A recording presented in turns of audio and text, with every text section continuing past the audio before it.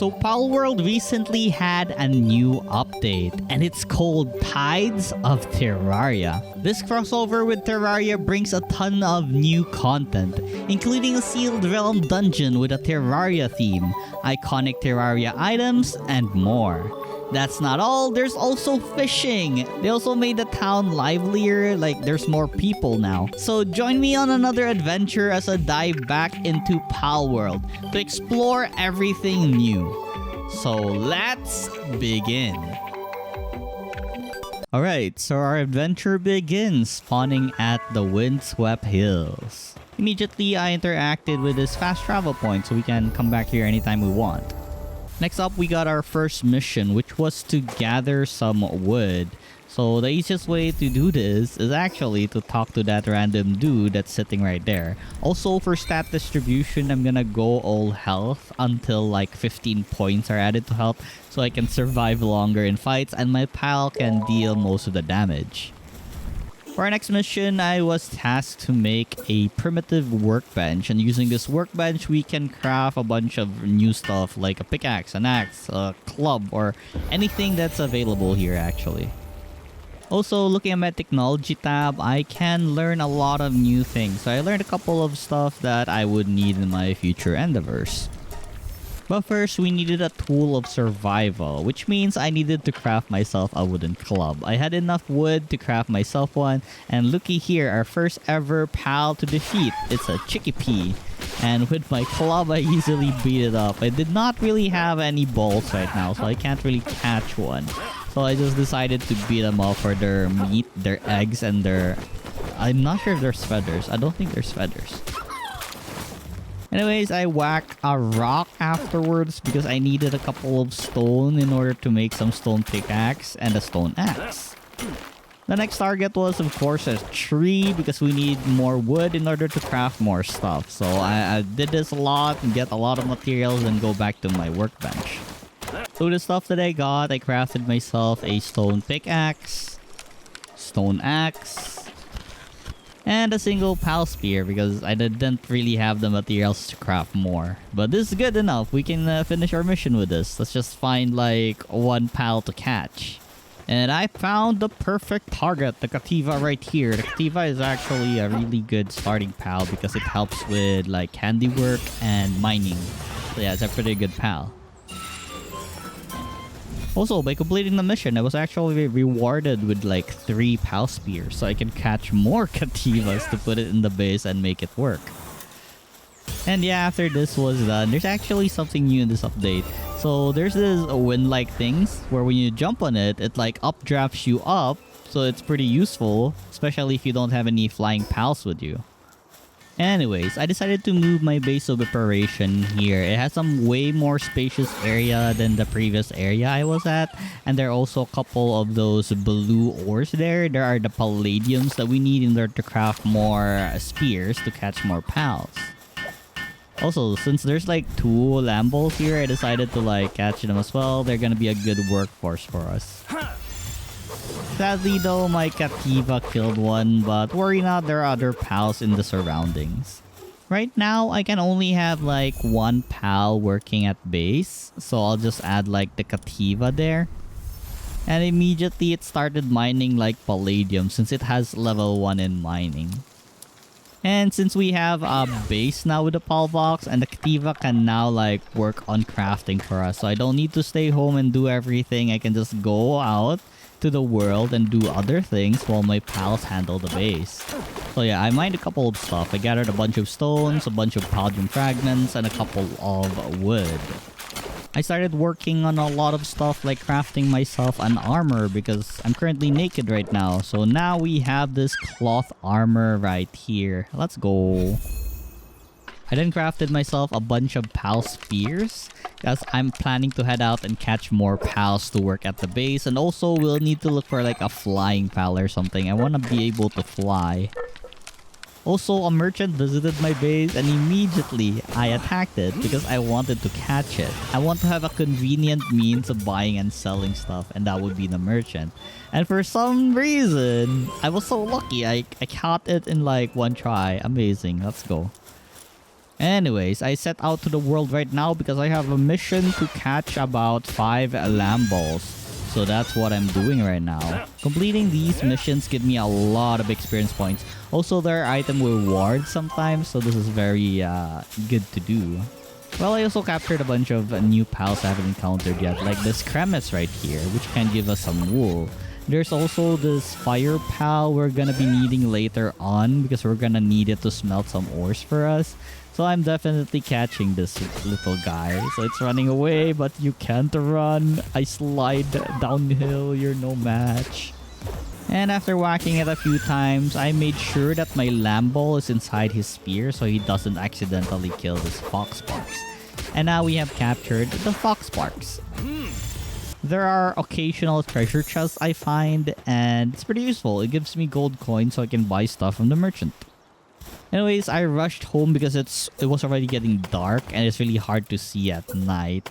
Also, it's because night is also cold and I will freeze to death, so I immediately tried to make like a really small spot where I can sleep. And honestly, if there's a bed and there's a roof, it already works, so it doesn't really matter if it's not fully enclosed. And with this, we can finally say our goodnight. So the next day was a busy day. I continued hunting for Lamballs. I only needed one more and I'm done with my quest. And looky, we encountered another new pal we don't have yet. So this is a Penglet and it's just level 5, so it's not really hard to fight. I'm not really sure what my cat is doing, but it's missing all its swipes. Anyways, yeah, this penguin isn't really hard. So let's catch this now. Couple of whacks and then bowl, and we have it. Also, I was very happy to see a flying pal. Yes, this early in the game we already have a flying pal, so that thing is a Nightwing, and the only way I can bring it down is by hitting it with a spear because I don't really have a bow and arrow right now. And now that we got its attention, it will go down so we can fight it with melee, with our Lamball or with our stick.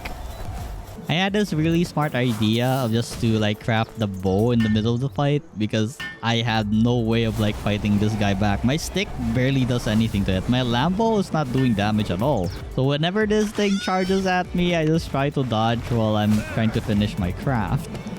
And honestly, this took a while, but eventually I made myself the bow and now we can fight back.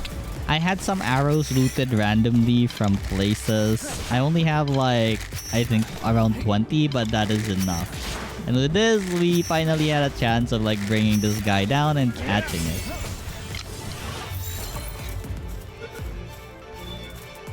And we got it in one try. Let's go. There was actually one more, so of course I caught one again. I have a bow and arrow now, so it's not really a problem anymore. For the next agenda, I gathered a bunch of ores because it's now time to smelt them. We have a Foxparks. All we need to do now is make like a smelter. Also, upon returning home, I crafted myself a common shield as I needed to complete my mission. Next was making a glider or a parachute. Now we don't fear falling anymore because we have a glider. Honestly, my main focus right now was home improvement and also gathering materials so I can craft like arrows, spears, new armors, and other stuff. I also crafted some beds for my pals. I have 3 Cativas working at the base now. I will need to bring out my Foxparks as well so I can start working on the ingots. My base was also situated near a giant block of iron ores, so I won't be needing to like look for some since I have one near my base. And I think it respawns every day, so yeah. Anyways, my next mission needed me to like capture a total of 30 pals. So I just captured the nearest ones. They're fairly easy to catch, just one shot headshot on the head, and I would have like 100% capture rate on them.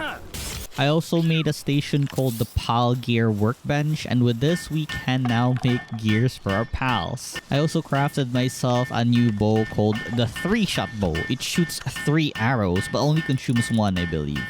So yeah, pretty nice, right? Anyways, I continued whacking the iron boulder because I needed more ores and because I needed more ingots so I can craft a better pickaxe and a better axe. The iron pickaxe and the iron axe. This is the 3-shot bow in action, by the way. So 3 arrows in one go. The damage is not really high since it's, you know, divided into 3, I believe. But it's way better than the old bow that we have. I then fought off 2 of these Eikthyrdeers. I needed a land mount. I have the Nightwing. I don't have its mount yet, but yeah, I would love you know, land mount. Capturing them was kind of a challenge because most of the balls fell on me, but eventually they surrendered and they got captured. So yeah, let's go. We got 2 Eikthyrdeer. They're also good for logging, so there's that. Anyways, there was another new one here called the Kingpaca. Not really difficult to fight. We can also use them as mounts, but yeah, I'd rather use the Eikthyrdeer, honestly.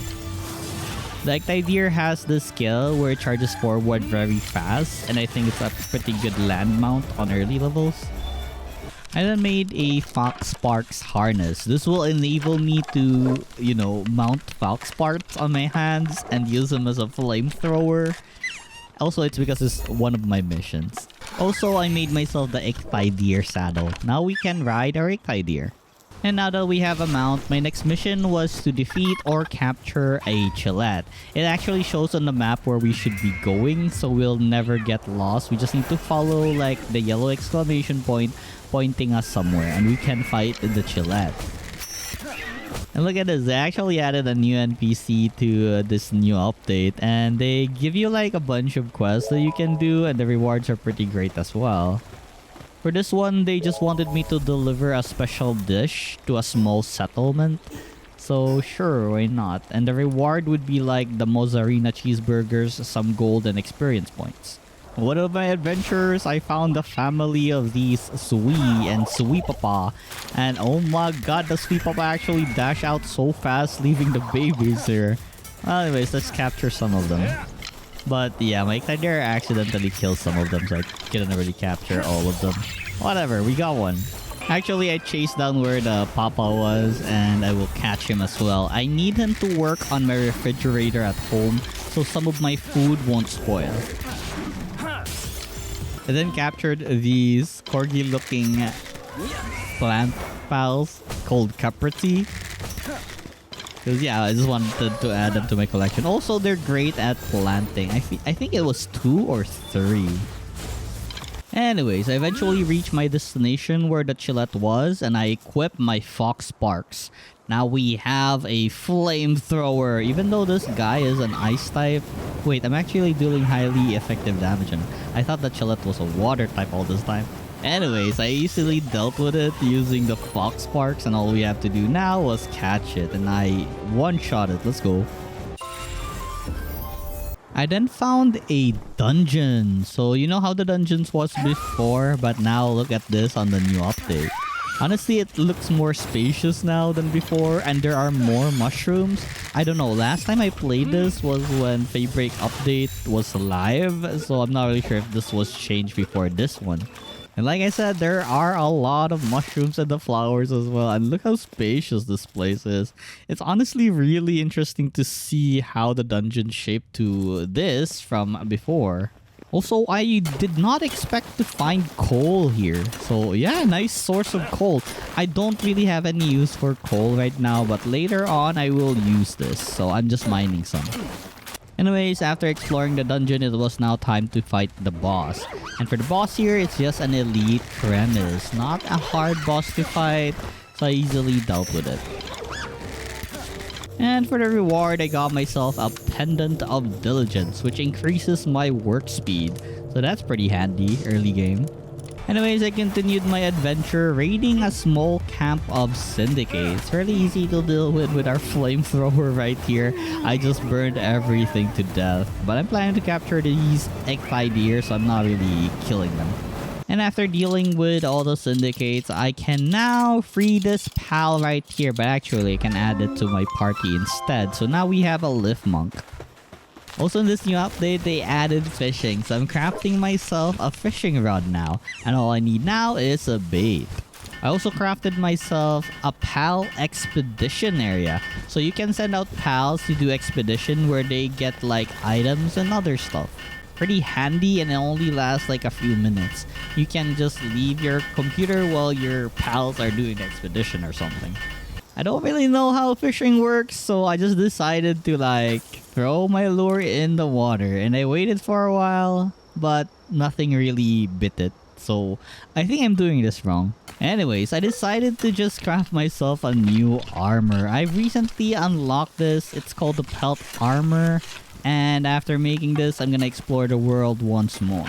So, gonna try out fishing again. I then went to the ocean. Maybe this will work this time. I look if there's like silhouettes of pals in the water, but I don't really see anything. I tried it out again and nothing's biting. I'm not really sure what I'm doing wrong. I have the bait already as well, so I don't know. I instead went on a journey to defeat the Pen King. So yeah, the quest is like highlighting where it is, so we're just gonna have to go there. I eventually reached the area, but before I actually challenge this, I wanted to like activate the waypoint first or fast travel. We might die accidentally. I then checked out the ocean. Maybe there are fishes here and still nothing. I don't see anything. But as I explore the area, finally I found silhouettes of pals. So now it's time to try fishing actually. So fishing is pretty simple. You just throw your lure and then wait for the pal to like bite. And once it bites, you have to play this little mini game right here. And if you win, you get the fish, of course. And after completely conquering this fish, we got ourselves a level 15 celery. It looks so sad like this though. I continued catching the other fishes and I got myself a Gillette right here. And a Pangolin. Afterwards, I continued with the original mission, that is to beat the Pen King. I honestly did not expect this to be a kinda hard fight. This is a pretty dumb move of using a Fox Sparks against like water types. But the flamethrower damage is just so high compared to my 3-shot bow that I had to make use of my Fox Sparks, even though the attacks are ineffective. And oh my god, these level 12 and 15 guys are super strong. I'm almost dead. They're honestly really strong. It's not that tough though. As long as we dealt with like the penguins, we can like focus on the Pen King. I'm surely gonna capture this guy because this guy has like mining level 2, handiwork level 2 is gonna be really useful on our base, especially the handiwork part. Because all my pals only have like handiwork level 1. And having level 2 would make it like, it would work really fast on crafting stuff. So I really want one. And we got it. Let's go. I also encountered some Vixies. I accidentally killed one, but I did catch one. Vixies are great on the start since we can farm like pal spears, arrows, and coins if we put them on a ranch. So that was the plan here. Also, I somehow triggered a Meteorite event, so we're gonna go and check out the Meteorite. And while going towards the area, I found myself a level 18 Gale Claw. I barely do damage to it, but I really want one. Because the Gale Claw is a really nice pal to have in a party because it boosts your speed on like using the glider, so I really want one. It honestly took a while, but I caught the Gale Claw. But you know that Meteorite, if you remember, there were like level 20 plus Xenovaders. These are like the alien pals in the game. And oh my god, they were strong. I did not expect them to kill me this fast. But I did get the Gale Claw, so all good. Anyways, back at home, I have recently unlocked the recipe for a Mega Shield. So I'm now crafting one because I need more defense. Also, I now had the ability to craft a Nightwing Saddle. So now we have a Flying Pal. I also crafted myself the crossbow. This will surely boost my damage a lot. The 3-shot bow is not really that good anymore now that we're at like level 20. The pals are way tougher now. So the thing that I'm waiting now is to finish the Nightwing Saddle and I can continue my exploration. I also had my pals make me a weapon workbench as well as a spear workbench. These two workbenches enables me to craft new stuff. Like this one, I can now make a heavyweight module that increases my capturing power, which means I can capture pals easier. Anyways, my next mission wanted me to go and fight Zoe at the tower of the Rayne Syndicate. So that's our goal right now.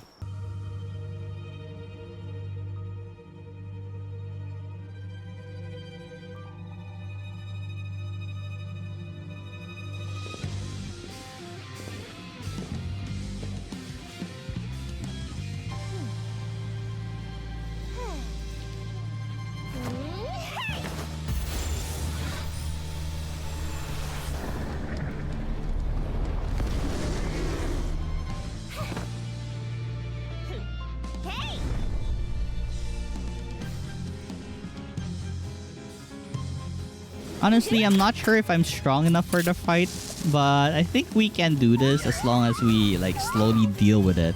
Also, we have our flamethrower right here, which should deal a significant amount of damage before the fuel runs out. As you can see, we're dealing like so much. I think we can chunk out like 3000 HP, and I think that's good enough. And we can just like have like a battle of attrition where we can just have our pals deal so much damage. Also, we can use our crossbow. Hitting the human or Zoe actually deals more damage than hitting the pals, I think. Or maybe it's equivalent to the damage of a headshot. But it's really hard to aim because they move a lot. So I think it's better if I just target Griswold's head. But yeah, as you can see, my pal is actually tanking the damage very well. It's not dying anytime soon. So I guess we have this in the bag. We can easily beat this. But dang, look at the Griswold attack. It looks really cool though. Like smacking thunder in the ground. That's amazing. Yeah, already half health. We got this very easily.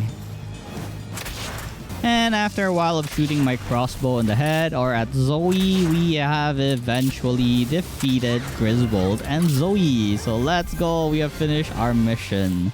So for our next mission, we need to capture Eikthyrdeer Terra at the Wildlife Sanctuary. So we can locate that easily because the mission is pointing us to the direction. Something new I discovered regarding fishing is that there are actually glowing fishes. And if the fish has like a green glow to it, it will have a blue passive ability.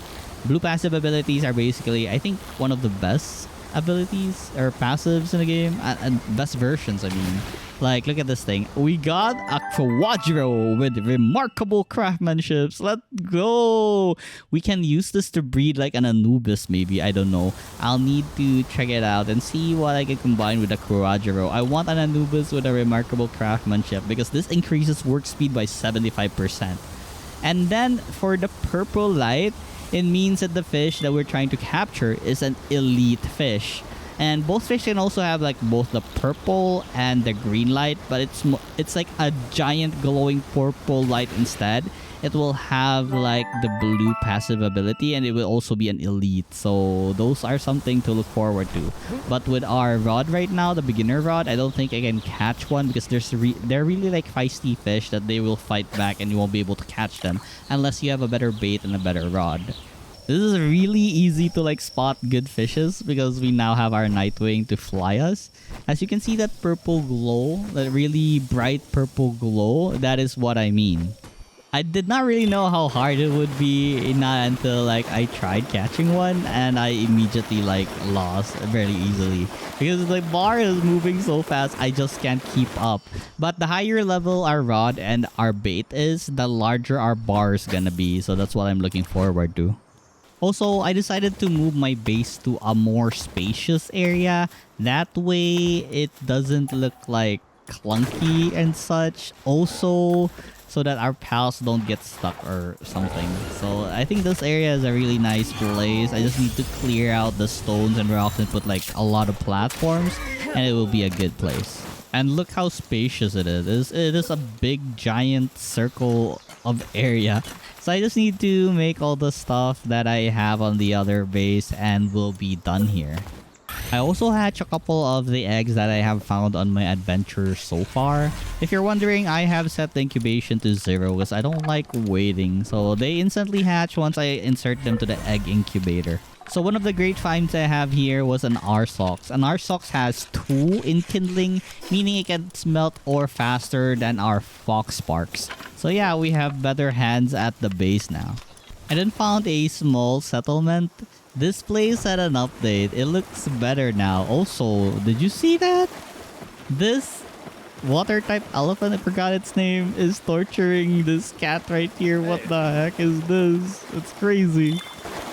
Anyways, I was just fishing here for some elites. It's just elite celeries. But hey, elites. They also give like the items elite monsters drop. So it's really good to fish them up because you can sell those items for gold. So this place has more NPC now. There are also pals that are sleeping, doing something here. So it's a pretty good update. Also, there are a bunch of quests here. So this one is a pretty simple quest. It just wanted me to like catch like a bunch of different pals and he will keep rewarding me if I catch more, as you can see here. So now I just need to catch 30 pals and we can get another reward. So look, Might Remedy, it increases our attack permanently. This is an amazing potion. Let's go. Also, there's a new crafting station in this update called a surgery table. You can change the gender of a pal. If you want to breed like 2 pals but they're in the same gender, then you can change one of the other pals' gender so you can breed them. Also, there are these implants. Implants are basically you just spend gold in order to implant like a passive to a pal, and it's really good. I did not really try if extracting is possible. I don't really know. But only those 3 implants is what I know. The muscle head and the other 2. Anyways, here is one of the new pals on this update. So, wait. Oh, here, we got it. So, it's like a turtle jellyfish. Turticle. So, yeah, we have a turticle. Let's go. Also, I'm not really sure where I saw this, but it's on my Palpedia. We also have that seal pal right there. Anyways, with my Nightwing, I went towards the area where the Eikthyrdeer Terra is so we can proceed with our mission. I'm honestly just glad that these guys aren't high level, that I can easily like beat them up and then catch them afterwards. So yeah, mission completed.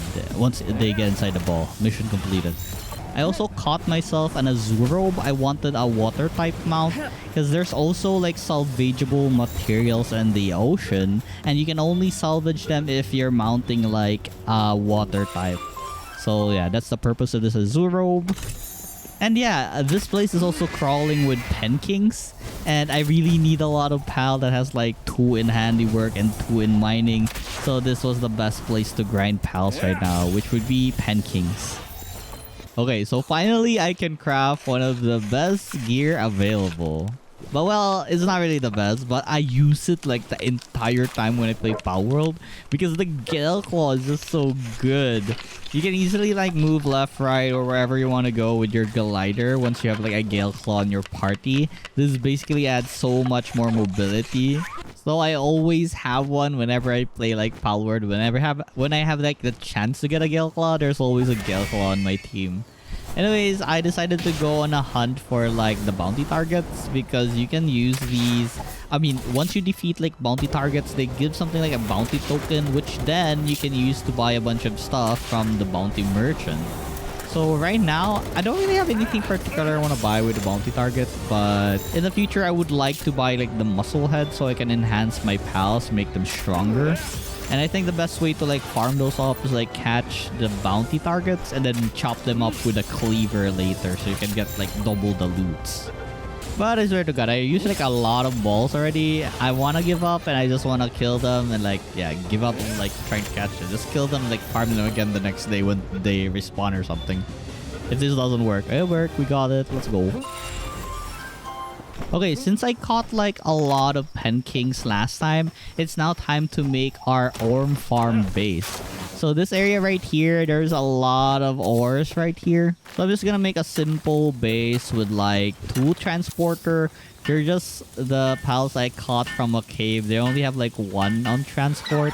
But anyways, there's only 3 Penkings that are mining here. So I think that's enough at the moment. This is fine right now. We'll eventually catch more pals to mine ores for us. And yeah, this is what I mean by butchering them to get their items again. And oh my god, they're kind of humongous. I just realized.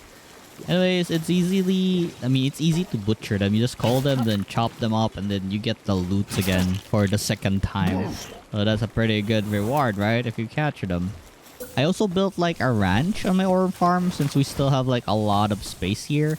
So my plan here is just to add like a chickpea so it can keep producing eggs and the eggs will be their food. So I don't need to go here and like give them food. Going back to my exploration, I eventually arrive at an area called the Bamboo Grooves where there are new types of enemies here. We have the Lollipop. It's like a sheep but cotton candy as a fur, I guess. Or I don't know. I think it's cotton candy. I mean, because when I loot like the items they drop, it's cotton candy. So I guess it's cotton candy. They also drop something called a high quality pal oil, and we'll need a lot of it to make like polymers. And those polymers will be used in the future to make guns. And other stuff, of course. And well, we can also use the high quality Palworld to just make the guns themselves. The polymer is for like higher level guns. So my goal right now is to make like a musket. I'm just waiting for iron ingots to be made so I can make the musket. I also crafted myself a new armor called the metal armor. I also made already the metal helmet, as you can see right here. So this is what the metal armor looks like. So wait, let's wait for this. Alright, so this is the metal armor. So it basically almost looks the same, but there's metal on it. Yeah, pretty cool, right? And then as I teleported to the bamboo grove again, I had a plan to like catch new pals here. Basically the moose arena because I need milk in the future. Also, I had to show this guy that I have a serpent. A serpent is something that I caught while fishing. And he just wanted me to bring one and he rewarded me with a couple of spears. But hey, back to this. There was this supply drop event.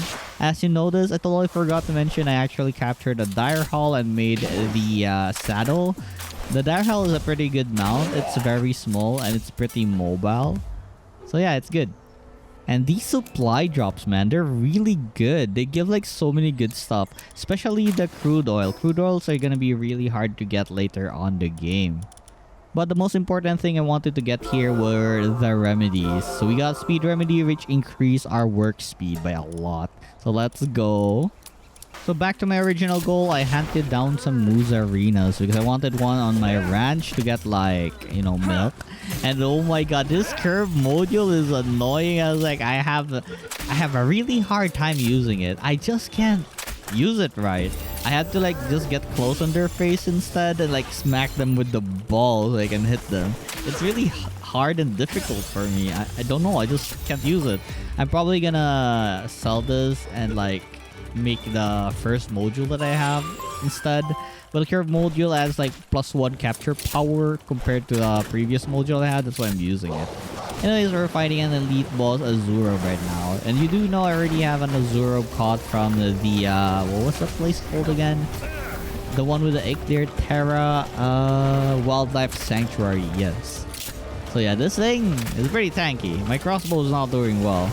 I don't really use the musket right now because I don't have any gunpowder to buy. I mean, to make like coarse ammo for it. So I should have bought it from the merchant. The merchant actually sells it. You know, remember the merchant that we caught early in the game? He actually sells coarse ammo. I totally forgot. So we're suffering here with our low damage on our crossbow. But well, we'll eventually kill this thing. We're pretty tanky, so I doubt that this Azuro can kill me. So yeah, we're pretty good here. Anyways, I eventually caught the Azuro after fighting it for a bit. And yeah, let's go. And it was a runner. Runner basically, I think, increases the movement speed by 25%. So it's gonna be a pretty good mount. And looky here, we have a sparkly fish again. So of course, I'm gonna fish it up because, you know, blue passives are great. And we can breed it to like get it to our other pals in the future. Alright, so for this one, what we caught was a Fwak with a King of the Waves passive. That's crazy. This new update also added like these bases for the enemies. So as you can see the flag, that is a base for the Syndicates. They're pretty low level. Wait, was it Syndicates? I think it is. Yeah, they're pretty low level, so it's gonna be easy to raid this. And there are a couple of treasures here that we can loot. Let's go. I got this thing called a fire support whistle that increases the damage of our fire pals. So yeah, there are new items as well, accessories, so neat. I didn't explore the inside of this place. There were a couple of enemies inside, but yeah, they were no trouble at all because they were pretty low leveled. But I got this chest right here that gave me like a treasure map. So using the treasure map, it will add an icon to like your map and you can approach it and dig it up. It was pretty close, so let's get to it. So this is what the spot for the treasure looks like. It's a beam of light on the sky. It's not missable. Anyways, we've encountered some vanworms while going towards the treasure. So this is great because vanworms I think is faster than a nightwing and I would like this mount. Also, vanworms are great for transporting stuff in the base because they have like transporting 3. I accidentally killed one though, but we still have one here to work with. And also bamboo grove is actually like, there's a lot of vanworms here, so we can just come back and like hunt for more vanworms. And I swear to god, I really hate the curved module. I'm gonna swap this out with the first module that we have. Anyways, now that we've caught the Vanworm, it's time to dig up the treasure. So the treasure actually gives you schematics and other useful stuff. For this one, it gave me some low quality recovery meds and a legendary cloth schematic. Wow, legendary cloth armor. I don't think it's gonna be useful though, because we already have like a metal armor. It's way higher tier than a cloth armor, so I doubt it's better than this armor I have right now. Anyhow, while exploring the bamboo groups, I found yet another base. But to my surprise, as I approach it, they were like elite level 35 syndicates. I don't think I can raid this with my level 25 self, so I think I should just mark this for now and come back when we're stronger. I eventually reach an area where there are a lot of fire pals here, because this is, I think, the volcano area. You can like see some of the, I don't know, residual fires just flying in the air. So I'm pretty sure this place is where the volcano is. There's also an NPC here with a quest for me to eliminate like a certain fugitive. I made a mistake of like throwing a ball in its face, so I gotta run so we don't have to fight each other. One of the great things I got from that place was getting myself a Ragnarok. So this thing has kindling level 3, and that's going to be useful in smelting our ores. It's going to be faster. I then visited my ore farm, and look, it's already producing like 100 plus ores. So yeah, pretty good for something I don't need to mine myself. I need more Penkings, or I need more miners though. Also, I crafted myself this Ring of Mercy. So this thing lets you not kill a random pal by remaining its HP into 1, so you have a chance to capture it at its lowest HP. So that's the purpose of the Mercy Ring. My next target for this journey is the Kingpaca. It's a really huge alpaca. I feel like I'm not really doing a lot of damage. I mean, understandable, I'm like similar level to this guy. Still though, I would love to have like higher damage. The musket, I still don't have. I don't have the gunpowder as well, so we can't really use it yet. We have to like just use our crossbow for now, and I think it's good enough, I guess. But eventually we're down to Kingpaca and we can catch it. This was honestly a pretty long fight, but eventually it was low enough and I thought that I could like catch it in one ball. And yeah, I did. It's already 100% caught. Let's go. I then found yet another NPC that has a quest for us. So it's really nice that they added this on this update, because we can get a lot of new stuff just by completing their quest. They do have a pretty unique request where for this one we need to give them like a pal with gluten or bottomless stomach, and she will give us like cake and like something that will increase the attack of our pal. Anyways, I continued to roam the land, and this time we're targeting a bounty target that was nearby. So this is Turncoat. Well, nothing really special on him. It's just an easy kill. We can get like bounty tokens from this. Let's go. I then found this giant blue dragon pal called Elphidran. So yeah, this pal is actually like a gap in 4 levels would be. So this is gonna be a tough fight, but thankfully, I think with the pals on hand, we can slowly deal damage to this until eventually we defeat this. I'm pretty sure this will give us like a lot of levels once we defeat this, so I'm gonna try my best to defeat this Elphidran. This thing has this really dangerous looking tornado attack. I'm not really sure what to call this, but I think it's its special attack. I don't know. It has the same color as the Elphidran, so I'm thinking like it's like original or special move or something. I just don't know, man. But anyways, yeah, we're trying our best to defeat this thing. It's been a while. But yeah, this fight honestly took so long. It's already like in the evening, and yeah, finally. One shot? It is. Let's go, we caught it. So if you didn't know, at nighttime, different pals actually spawn on the field. The dark type pals, or maybe some non-dark type pals. I'm not really sure. But anyways, here we have a Catchus right here. And earlier, I caught myself a Lupemon. So there's a lot of these pals right here that we can catch at nighttime. We can add to the team. So the Catchus is useful because it has like a good amount of handiwork. I think 2, similar to like the Pen King. So yeah, these guys will be useful. The Catchers, I think, also helps with medicine. I'm not sure. We also have this Hellzephyr right here, which has transport 3. Also, it looks really cool. So yeah, I just want it. I think it's faster than the Vanworm. I'm not entirely sure, but I will try it out and like make a saddle for it. And in my exploration, I then arrived to the verdant brook where there are a lot of Gooffins. And as you know, Gooffin is a really nice pal to have. Because if it's in your party, it will increase your attack but by a high percentage. Especially if it's like level 5, I think it will increase it by like 30%. And if it has like Vanguard, it's an additional 10%. It's a really good pal if you want to increase your damage as a player. So yeah, I'm planning to catch a lot of these later on the game, but for now we don't really have enough firepower to easily catch them, so I'll do this another time. But before I actually went home, I saw that there was a cave nearby, so I decided I would like to explore inside. So surprisingly, there's actually sulfur here, so I was very happy to like discover there was sulfur here, because we will need this in order to make like gunpowder, so we can now make ammos for our future musket. So let's go, ammo, let's go. And oh my god, this cave is honestly very huge. Like, look at this. There are so many like tunnel areas here, and there's so many treasure chests which I'm happy to loot. And at the end of this place, the boss was a, what was it again? Bristla? How do you call this? Bristla?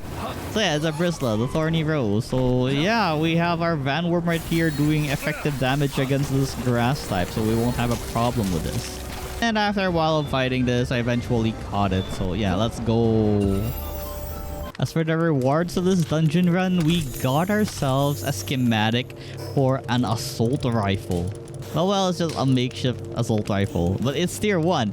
I don't really plan on making it though, because assault rifles really take a lot of bullets. And honestly, I don't really have the resource to craft so many bullets unless like I leave my PC on 24/7 to just keep mining like some iron ores, and then I will go farm like gunpowder or something.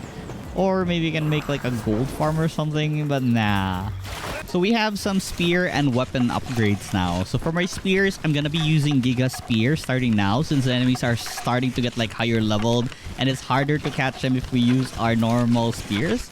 Also for the weapon, we now have like a handgun. The handgun reloads fast, has a lot of ammo in one stock. It's not like the musket that shoots like, reloads really slow, but it hits really hard though. But yeah, the reloading speed is not desirable. Well, anyways, this is the musket in action. High power, but reload speed, like I said, very slow. You gotta like put the bullet and the powder in. But the damage though is really high, so yeah, that's good.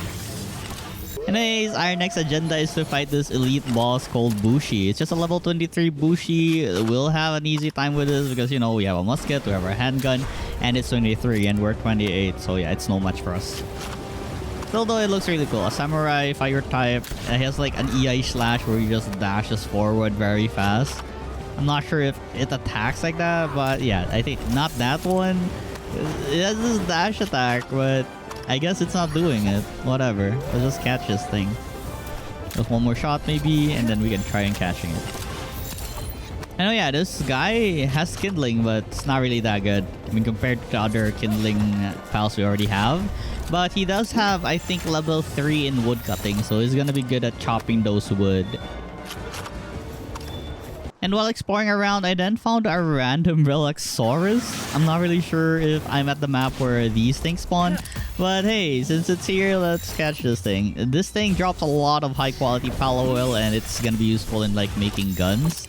So yeah, we're definitely catching this thing. Also, I think I can breed this with a something that would result into a Grizzbolt. I don't really remember. But I think a Musandra. Yes, Musandra. Anyways, my next boss target is a Fenglope that's hidden right here, but it's pretty obvious since they're like I don't know, torches and like some structures around it.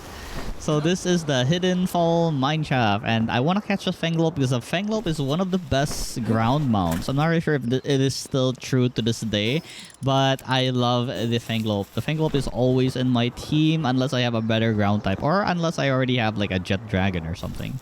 So this is the Fenglope. It's like a deer with some clouds on its body. Is it a deer? I don't know. But anyways, level 25 Fenglope, neutral type, but it does have like a lot of those ice attacks and water attacks. Anyway, it's fairly easy to deal with since we're already like higher level than this. 29, our musket on hand. We also have a handgun if I want to like fast action, but I'm conserving my ammo actually. I don't really want to use my handgun. The musket deals so much damage with like a single bullet. That's why I prefer this right now, because I'm a cheapskate and don't want to waste my handgun ammo. I then decided to raid this random level 25 Syndicate base. It's only 25, so I'm pretty sure I can handle this, no problem at all.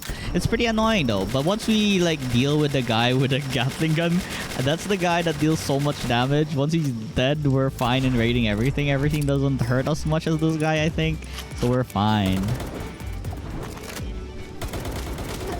I actually took a while defeating all of them because I had to reload my musket again and again. And like I said, I'm a cheapskate. I don't want to use my handgun. I really should just use it since I have like... I could just buy it from the merchant, the ammos or something. But yeah, musket is good. One shot headshot. Always nice. The reload just sucks. I'm very excited to get like a semi-auto rifle or a single shot rifle. For our next agenda, we go to the sealed realm of the Thunder Dragon. It's basically just a Relaxaurus, but with a Mohawk Thunder-like and a yellow skin. So it's a Thunder Relaxaurus. Yeah, it's the Glutinous Thunder Dragon. It's higher level it's higher level than us by like 2 levels, but worry not. We're pretty strong with our muskets, so this guy is no match. I always make sure that I wear my Mercy Ring or I will accidentally kill them. It's always nice to just catch the pals instead of killing them because you can make use of them at the base. Yeah, this guy will provide us with electricity 3, I think. So this will be like providing electricity to our base once we have like better workstations, like... Well, what do you call those things? Basically a better workbench that a lot of pals can work, and I forgot what it's called, but anyways, yeah, that thing. It needs electricity, and this guy will power it. And after a few shots, I got the Relaxaurus. Well, not yet, but we got this at this time. Yeah. We got the Relaxaurus now. Let's go. Oh yeah, if you remember, the Syndicate base we raided had a treasure map as well. I guess let's assume every base of enemies, it actually has a treasure chest with a treasure map on it. And for this one, we got a refined metal helmet schematic, tier 3. Wow, that's crazy. But we don't have any access yet for refined metal ingots, so I can't really craft this yet. Also, this is how salvaging looks like underwater. There's basically a bunch of trash in the water, and you can use your rod to fish it up.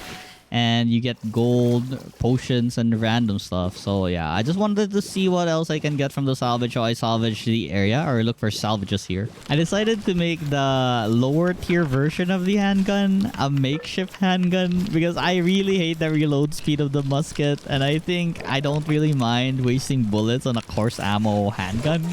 So that's the plan. So let's use it in action. See the damage? It's great. It's better than a crossbow. It's better, not really better than a musket, but it shoots fast and like... Yeah, it shoots fast. It reloads fast. And yeah, I came back to, you remember how I died here? Because I was low level and these Xenovaders were here. Yeah, I came back for revenge. I caught them now. They can be my, tree choppers.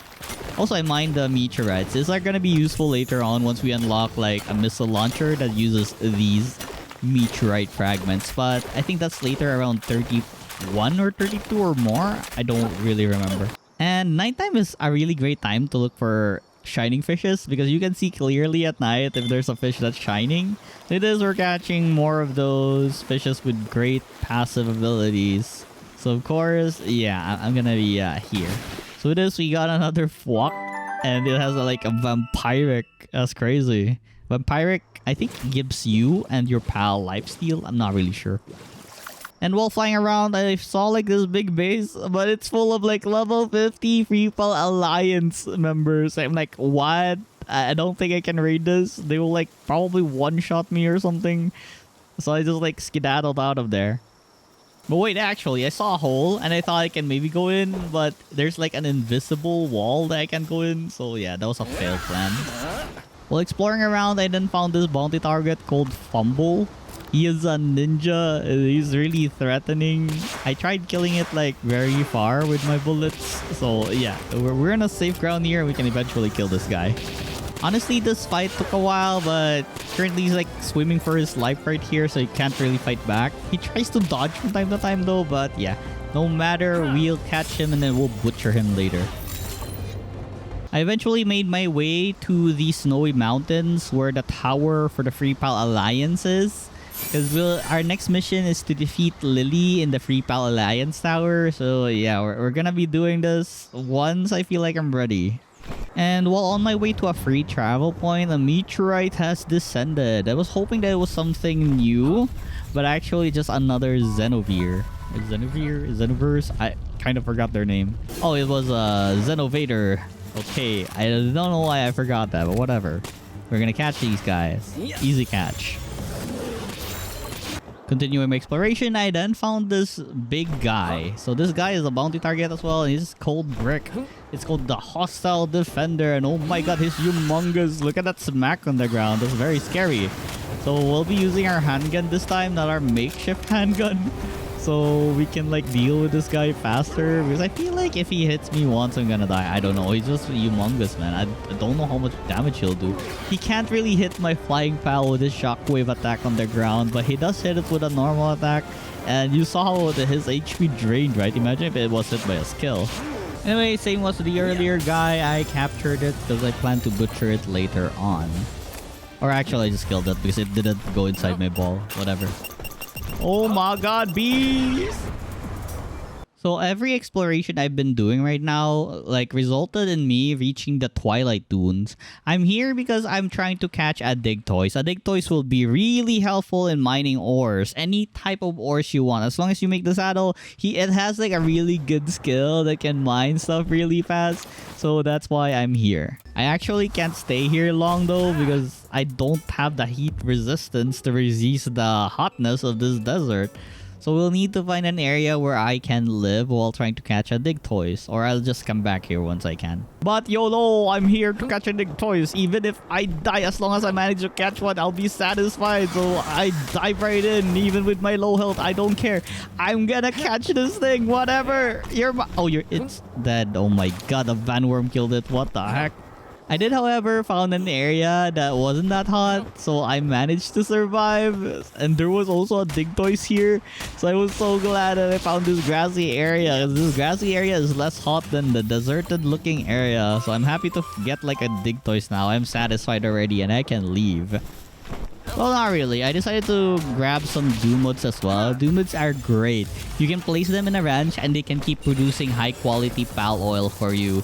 So we'll now have an unlimited source of high quality pal oil. I just need to catch like a couple of Doomods and make them work at our ranch.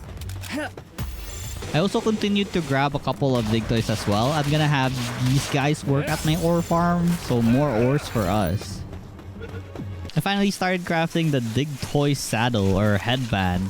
Because with that, we can start mining a lot of ores. Basically, coal is my target and also quartz in the future. I also crafted a Fenglope saddle because I want to move really fast on the ground, and the Fenglope is the answer to that.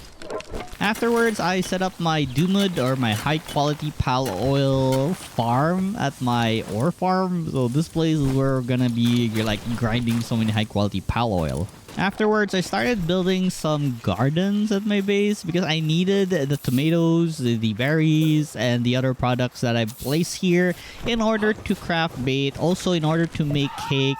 There's so many things we can do with all the vegetables or the produce we're making right now.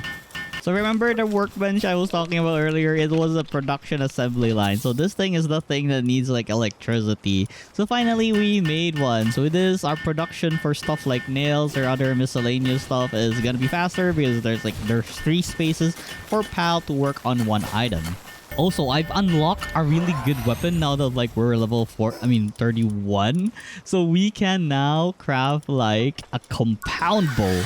So the compound bow doesn't reload, but instead just keeps using arrow. Like, you know, a regular bow just use an arrow. But the damage on this thing is really high. That's why I like this. I'm so happy that I have the compound bow now. I also crafted an intermediate fishing rod. So with this, I think the bar will be bigger and we'll be having a easier time catching those shiny and glowing fishes. There's also a new bait called the high quality bait. So I'll be making a lot of this as well. I also decided to craft myself a makeshift shotgun. So I have like a really good burst of damage on close range using a gun. That would be the shotgun. Because our long range option would be the compound bow now. Now that I had my stuff ready, it's time to try out our new arsenal. So we have this compound bow. The damage is nice. Look at that, 200 damage on the headshot. For the shotgun, it's pretty meh. The damage is pretty high though, but the reload speed though, I think I'm better off sticking to my compound bow and just keep shooting like the head until like they get low enough, rather than like reloading my shotgun. So though it's pretty nice to have like a shotgun. It's cool. I like the shotgun. I just hope that it has like faster reload speed or something. Yes, we got a Vitalia. Let's go. It's gonna be our gardener. Also, now that we have like the compound bow, it's so much easier to catch pals now. I can just shoot like one arrow on their head and they're already like 1 HP. I mean, like they are low level guys after all. It's gonna be really easy to 1 HP them.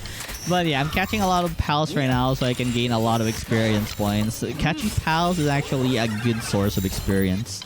And look what I found! A Mimog! So the Mimogs, they drop something called a dog coin. And a dog coin, you can exchange it to a black merchant at a desolated church. You can either buy like a really good accessory that increases your cold and hot resistance by level 2. Or you can buy something that will expand your accessory slot. And I'm gonna do something like buying the accessory that increases my heat and cold resistance. So we don't need to worry about that. And yeah, by catching this Mimog, I got like 48 dog coins. I think I need about 100 to buy like the accessory I need. For my next agenda, I explored the volcano area. I'm trying to look for a Pyrene. It's like a horse, a flaming horse. I need it so I can breed it with my... You know, remember my Crowadgero that I fished with a remarkable craftsmanship? So combining that with Crowadgero actually produces an Anubis. And I want an Anubis army to like, you know, be my craftsman in my base. So that's the plan here. But since I like encountered this Repyro, let me just catch this thing. So currently this place is honestly too hot for me. My resistance isn't strong enough to resist the heat. But I have just one goal here, and that is to catch a Pyrene and then skedaddle out of here. So once we have one, it's time to leave. It's already good enough. Afterwards, I just explored the sides of the volcano and like grab a lot of like these scorching eggs or these fire pal eggs, because I plan to hatch a lot of them. I'm hoping to get like something good out of it. But honestly, the best find I got from the eggs are Ragnahawks. Ragnahawks with 3 kindling is, yeah, I'm already satisfied already with that, because I need these guys to craft me some ores. I then made like a breeding farm in my base. This, we can throw in the Pyrene and then we can throw in a Crowadgero with a remarkable craftsmanship. That's the only stat that those two have. My Pyrene is just a normal Pyrene without anything. But what I'm really just hoping for is to get Anubis. And it would be really nice to get the remarkable craftsmanship. As for the merchant I'm talking about, it's here at the Desolate Church. You can actually trade with this metal merchant right here. And since we're having a really bad trouble with cold and heat resistance, the multi-climate undershirt +1 would solve our problem. This gives level 2 in cold and heat resistance. Also in this new update, they added Zoe here as well. You can actually try and finish her quest and she'll become your companion. But yeah, in order to actually start this, we'll need to catch like a Grizzbolt. So yeah, let's try to remember this in the future. Okay, so it's now time to breed our Pyrene and our Crowadgero and make an Anubis baby with remarkable craftsmanship. Hopefully we can get it in our first try. But before they actually make the babies, we need to craft some cake. I am able to craft 5 cakes and we'll have like 5 Anubis babies. I'm pretty excited to have those. So we will not have any more problem regarding crafting items in the base. The Anubis has like 4 in handiwork and it's gonna be very fast when we're crafting some stuff. So while we're waiting for the cake and for the babies to be born, I'm gonna be raiding this low-level oil rig. Maybe we can get a couple of oils here or other items, maybe good schematics. I got distracted though because there was this glowing purple fish. So yeah, we'll try and see if our new rod and bait will help us catch this thing. But sadly, it's still very hard. I swear to God, I need a bigger bar or something that will probably slow this thing down because it's so hard. Just look at this. I'm honestly struggling so much in just trying to survive. I'm barely keeping up with the fish. Eventually, yeah, it managed to escape and it disappeared. So yeah, dang. Anyways, back to the oil rig. They're just level 16, so I just, I can one-shot them on the head. This was a very easy raid, honestly, and they don't really do that much damage to me as well. I've also invested, like, if you remember, I keep saying I invested like 15 points on my health, so I don't think I will be dying anytime soon as well. Probably the only tankiest guy that we have to deal with here is this level 20 Gatling gun guy here. And once we deal with this guy, I don't think there's any more threat in this place. So what we're really here for is this chest right here. This chest contains a lot of goodies. Sometimes we can get lucky and like get really good stuff. But let's see what we get here. A musket schematic too. This would have been really good if we didn't have our compound bow. But since we already have our compound bow, we don't really need it. After raiding that oil rig, I then found another one of those really shiny purple thingies. So I tried fishing it again. Hopefully this time my skill can keep up with the fish. Honestly, this was a real struggle. But spoiler alert, I actually won. Like, I persisted and I eventually caught it. So it's both an elite and it has the passive, the blue passive. So that's what you get for a shiny purple thingy. I then raided a base full of Free Pal Alliance guys. So these guys are only level 30, so I don't really feel threatened. And also we have our bow. So the bow is really strong. I love it. The compound bow is honestly a game changer at this point of like level. They added it, I think, on the... What was that update called again? Faybreak. Yeah, I think it was Faybreak. So yeah, the compound bow definitely is a game changer. Upon returning to base, the cake was done. And now, they made baby. So let's see what kind of baby this is. Well, we already know it's an Anubis, but I'm crossing my fingers that it will be a remarkable Anubis. So yeah, let's see. Check it out. And bam, we have a remarkable craftsmanship Anubis already. We have one of the best crafter in the game already. Well, not really. If it had artisan maybe, then I think it would. I'm not really sure. I'm not your min-max guy. I don't really know, but I'm just happy that we get the remarkable craftsmanship on this Anubis. Oh yeah, one of my raids, I actually got a legendary heat-resistant belt armor. But the difference between the metal armor and that one is not really that high. And I'll be wasting like material. So I'd rather just craft like the metal armor. Or just wear the metal armor I'm currently wearing already. I don't need an upgrade right now. Next, I crafted myself a spear assembly line. So with this, we can now craft like Ultra Spear. A way better version than the Giga Spear. Because we'll be fighting more than level 30 monsters. Did I say Ultra Spear? I mean, actually, we can craft the Hyper Spear. So this thing, or the Hyper Spear, can easily catch like level 30 and above pals. So once we're like at level 40 and above, I think we'll need the Ultra Spear. Then 50 plus Legendary Spear. I also learned how to make an improved furnace. So with this, we can now make refined ingots, meaning our gears will also improve with this.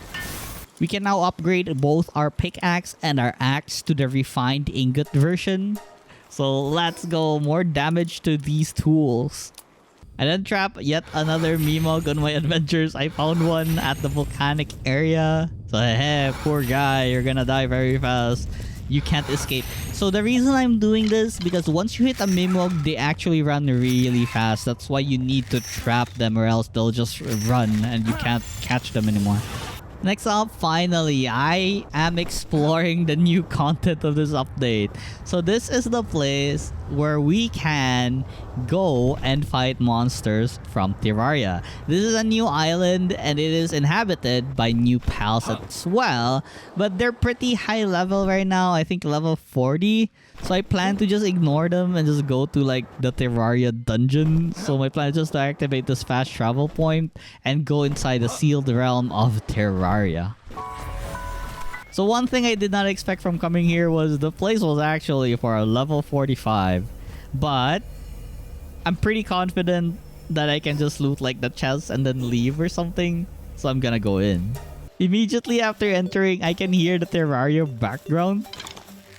There are also jars that you can break and you can get like hollowed bars. There are a couple of mushrooms as well. And for the enemies here, we have a couple of green slimes. They're only level 34, so they're not really a threat right now. Or actually 35, 33. Okay, it varies. But yeah, they're not really that tanky. I have like 230 arrows, so yeah, let me just catch one of each type and then proceed.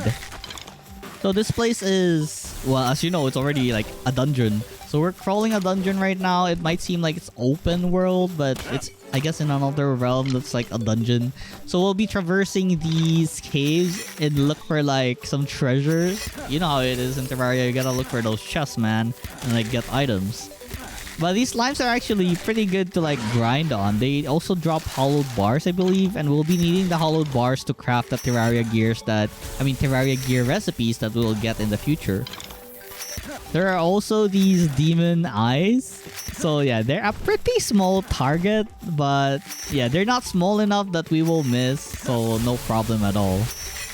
I eventually decided to just ignore some of the pals or the slimes here and look at the first treasure chest I got. I got a schematic for a hollowed headgear. So let's go! But I want a weapon. I also want like the full armor. I really want to dress up as a Terraria cosplayer here. There's also a new type of Doomod here. It's called Doomod Guild. And this thing, not only does it make high quality pal oil if you put it on a ranch, it also occasionally makes gold, like gold coins. So yeah, these are the better versions of the Doomod farm we have. So I plan to capture a lot of them every time I visit like this Terraria area.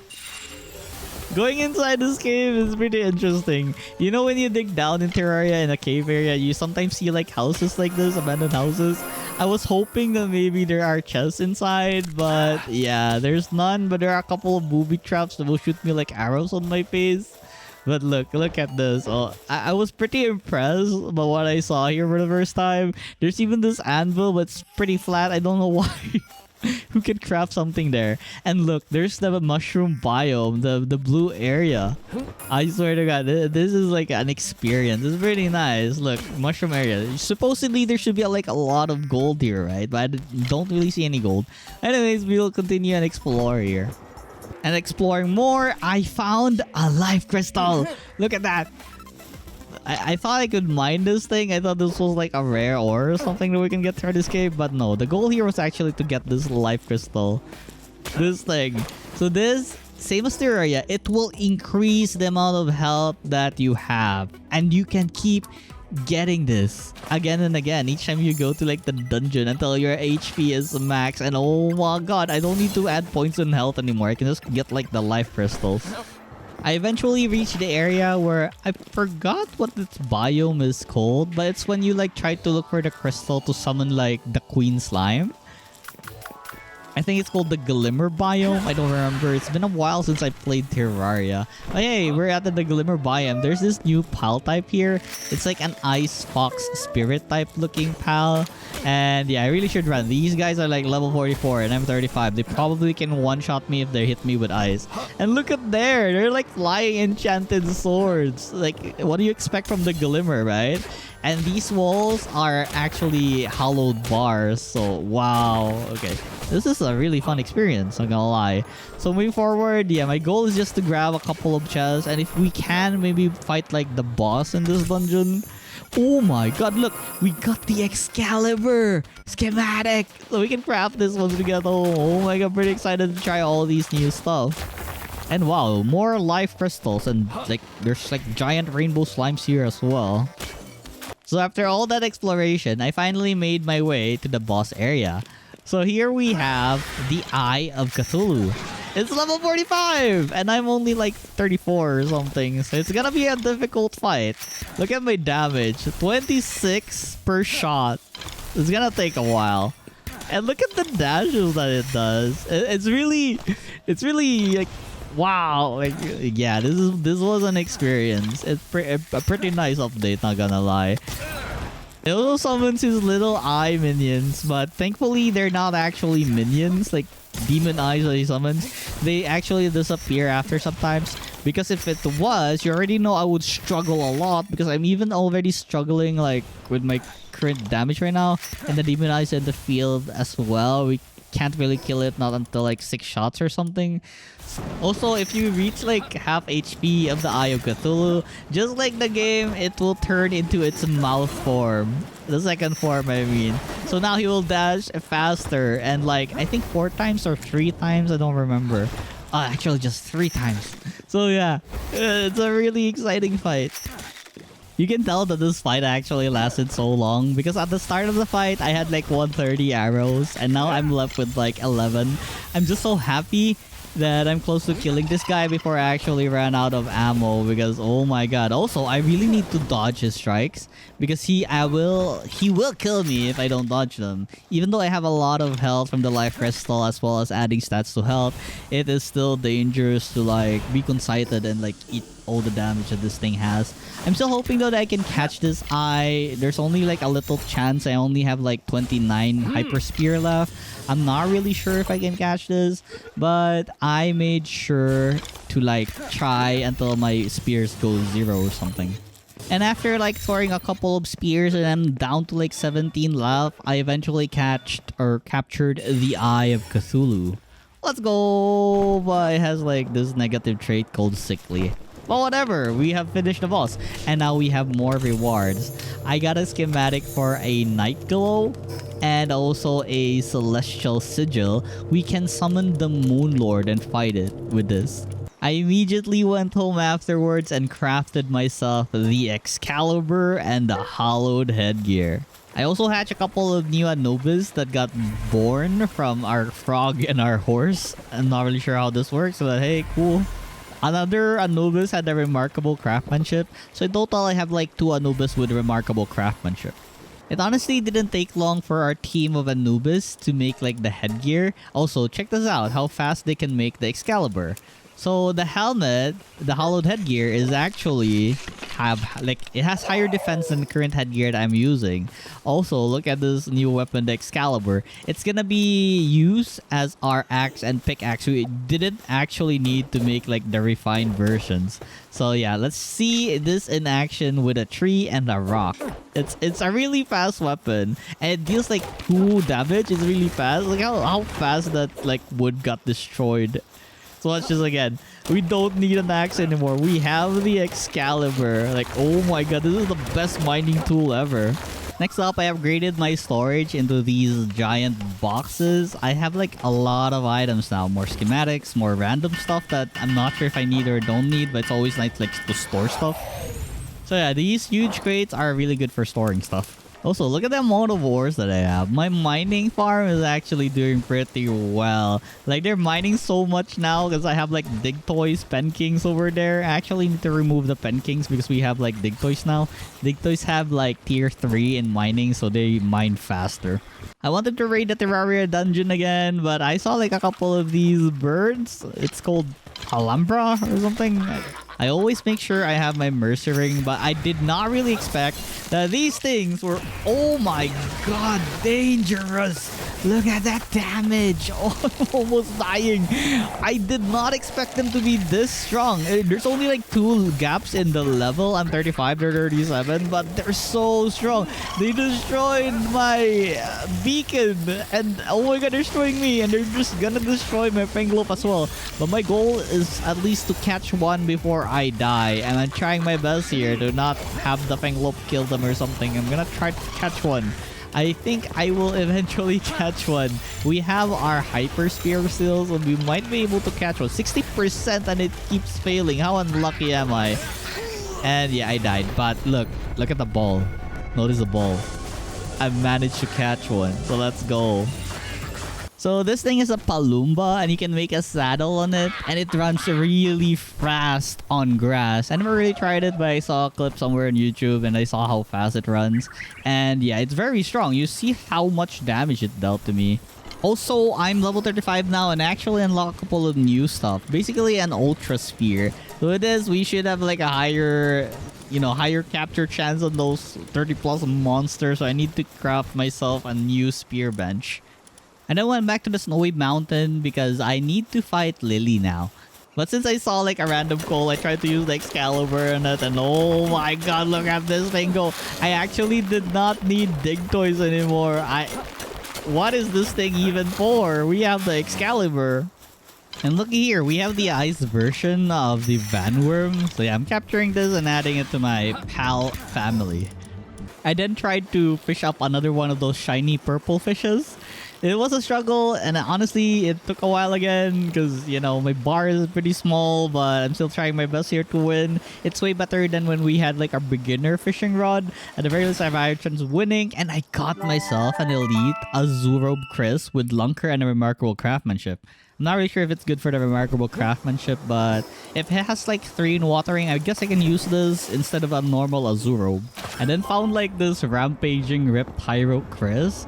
I thought I had a chance on this since I'm 35 and it's like, you know, 40 only. So yeah, I'm gonna try.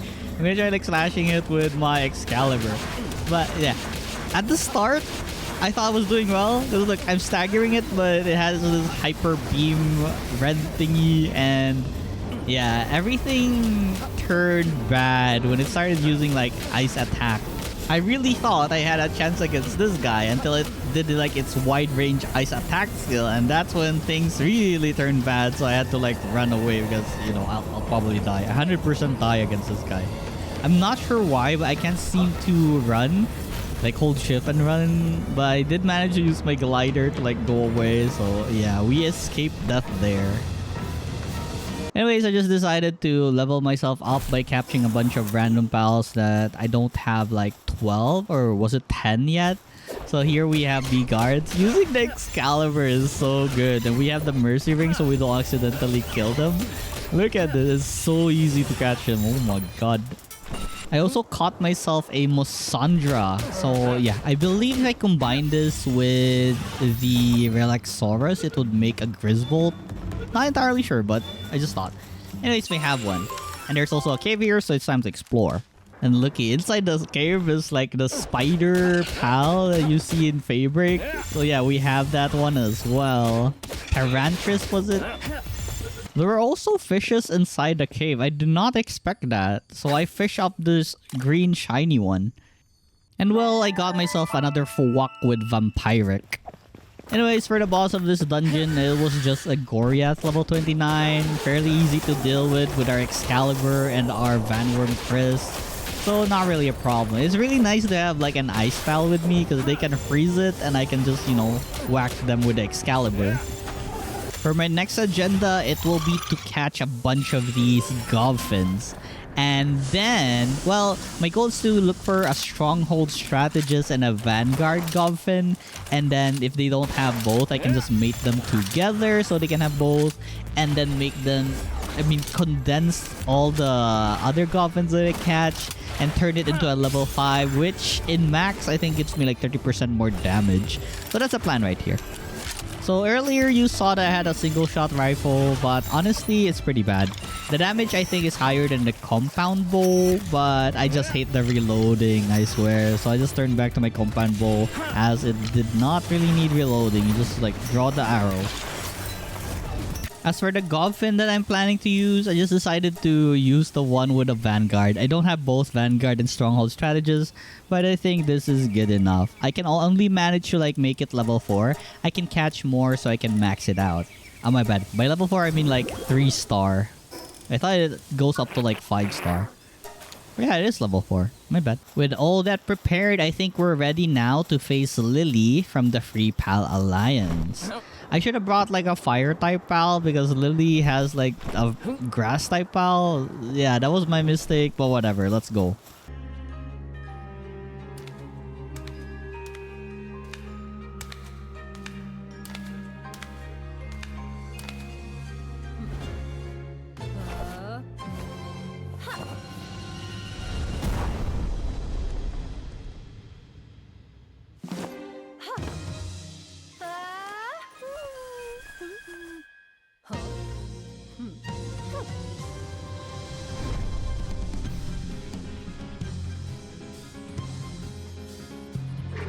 Honestly, not sure what level these guys are, but they have like 69k HP, and I deal like 1k per shot with my rifle. So I think we're gonna have an easy time. So basically just 69 shots in the face and they'll die. Well, actually less than that since it's more than 1k. Also, my thunder type, even though it's not really strong against plants, you know, lightning and plants doesn't really go together. So it's doing pretty decent damage. So yeah, we're doing great here.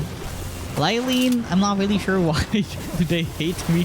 Why do they focus their attack on me and not my bird? But I think that's fine. At least our pal is safe from dying or something. So yeah, there's this ground attack that's really dangerous. You see that vine on the ground? I think that's the most dangerous attack that they have because everything else I can easily dodge by flying left and right. We have our Gelfo on the party, so flying left and right is not really a problem. But the underground attack, I don't know, it just comes really fast and surprising that it's hard for me to dodge. But it's not really that dangerous enough that I should be like very careful. Still though, look at the damage. It breaks my shield completely in just one shot. Anyways, the entire fight really didn't last long. After like 3 minutes of shooting her head, she eventually died. Let's go. As for my next agenda, now that we have defeated Lily, I'm looking for the area here in the Snow Mountain that would contain pure quartz. If I remember correctly, there should be an area with pure quartz. And while on this exploration, I found the Reptyrochris again. Should I try this again? I really shouldn't, so yeah, I decided I shouldn't because I probably would die again.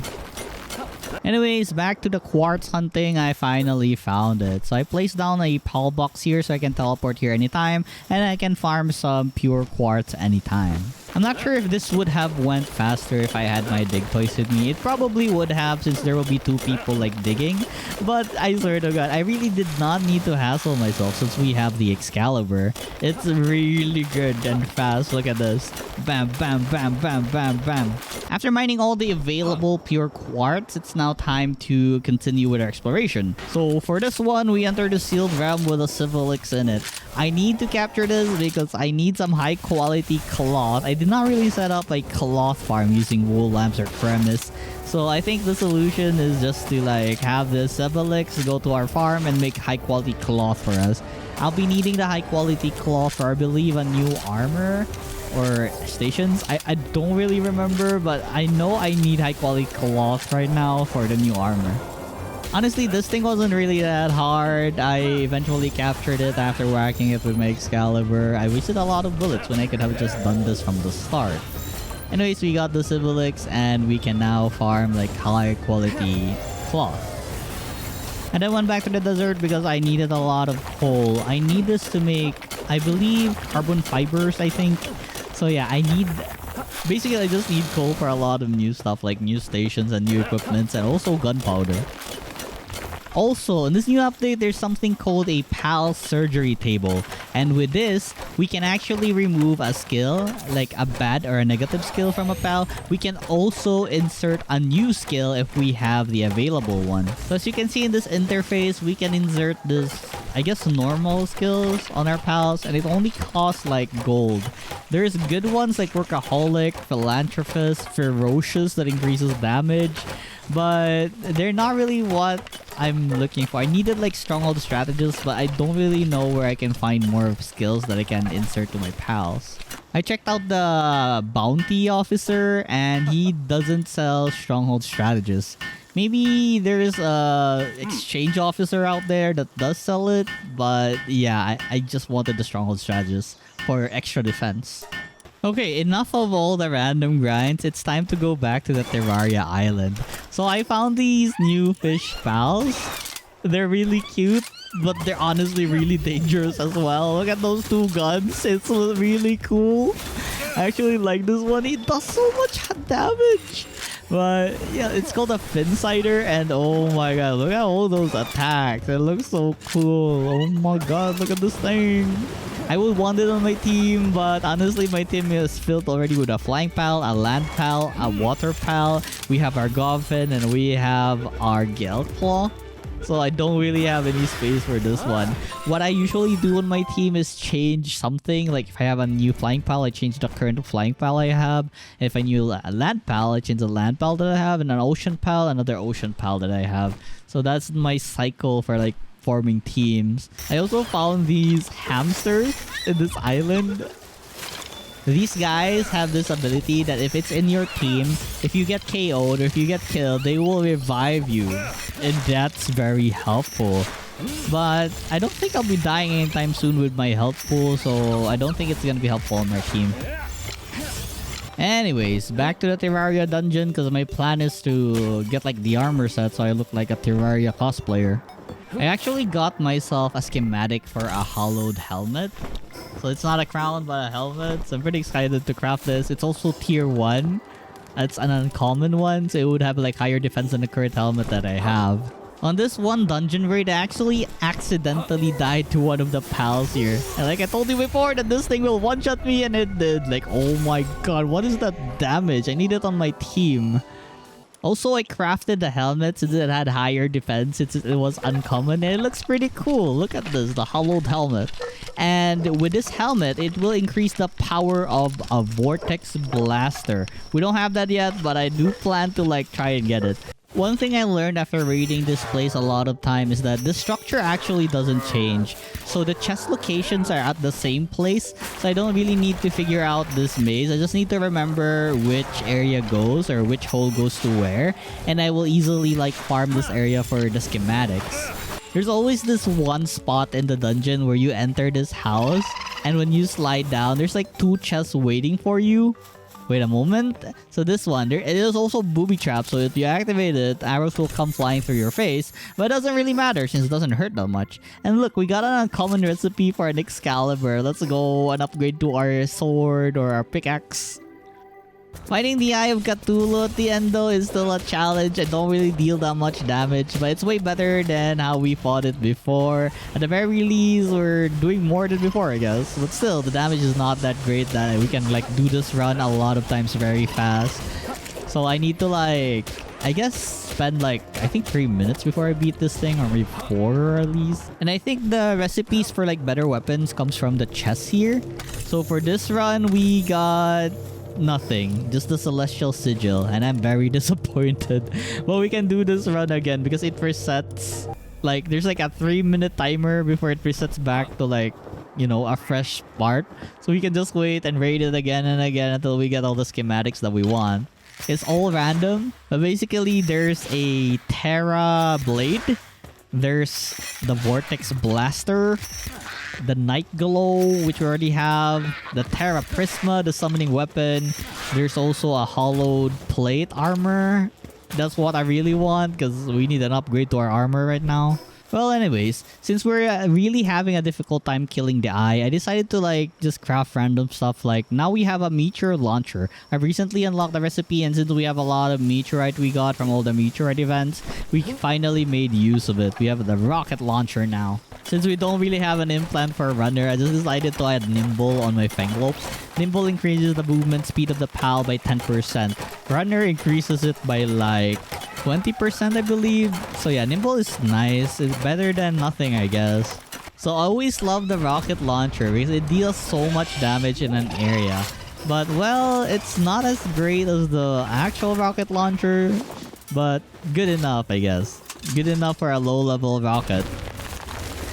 I then went to like the settlement here near the volcano. I was hoping that the guy that exchanges medals here would have like the implant for runner or like the stronghold strategist that I want. But sadly, it didn't have it. But hey, look at the visual upgrade they have in this place. There are pals in the base now, similar to the small settlement. This place now feels, I guess, more alive than before. Before it's like a ghost town with nothing in it. And look at what I found here. There's this really weird spot here. Well, I was just like interacting with random people here in hopes that there might have like quests. I found this random depresso in the water. Like, what?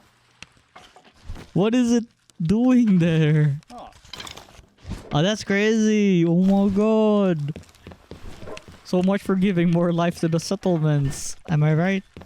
Now I remember that Kativa that is being bullied by the elephant. That's crazy. I then fought like a bunch of these Incinerams, and oh my god, the way they attack is so scary, man. They look really strong, but they feel really weak.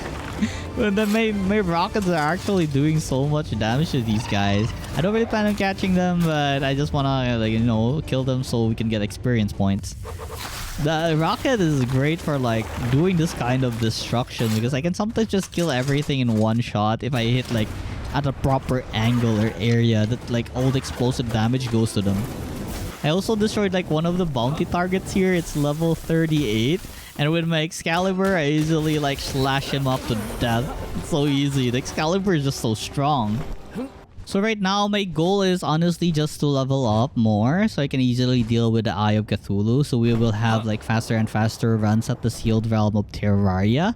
So I'm doing like a bunch of quests here that would help me with that. So we have our bounty targets right here, and actually beating them like I get like 50,000 experience points if I finish this quest, I believe. So it's a pretty good amount. It's honestly not hard dealing with these guys now that we have like new weaponries. We have our helmet as well that adds like so much defense with us, since it's an uncommon one, Terraria helmet. And these Terraria items honestly are overpowered. They have like so much stats on them. Anyways, I just continue doing this because I really just want to reach like level, I think 40 or 41 was it, to get like the semi-automatic rifle so we can like reload 8 bullets at a time on a single shot rifle. Oh yeah, I forgot to mention. I think it's from the new update that when you complete quests, sometimes they give you something called an all-purpose PAL extract with stars on them. So this one can increase the star of your PAL into like 2 star. There's also 1, 3, and 4. But basically, I'm reserving all these potions and starring the legendaries that I will cut later in the future. Let's say Jet Dragon, so I don't need to catch like 2 or 4 Jet Dragon in order to 2-star them. I can just use the extract. Anyways, the desecrated dunes is a perfect place for grinding right now since it's filled with like 30 to 40 plus pals. So killing them yields more experience, or catching them yields a lot of experience as well. I really feel like the Excalibur is such an OP weapon. I don't even need to use my guns and bows anymore. I just basically whack them with the Excalibur. They get staggered and they can't fight back at all because the Excalibur just hurts them so much. It's amazing. Look at that. Look at this. Look at that. Anyways, for the boss of this desecrated dunes area, we have an Incineram right here. So don't take my word for it, but the bosses in these dungeons are randomized. So the one that you see on my video is not really the same boss you're gonna get if you ever play this game as well, because it's randomized. It's not always the same.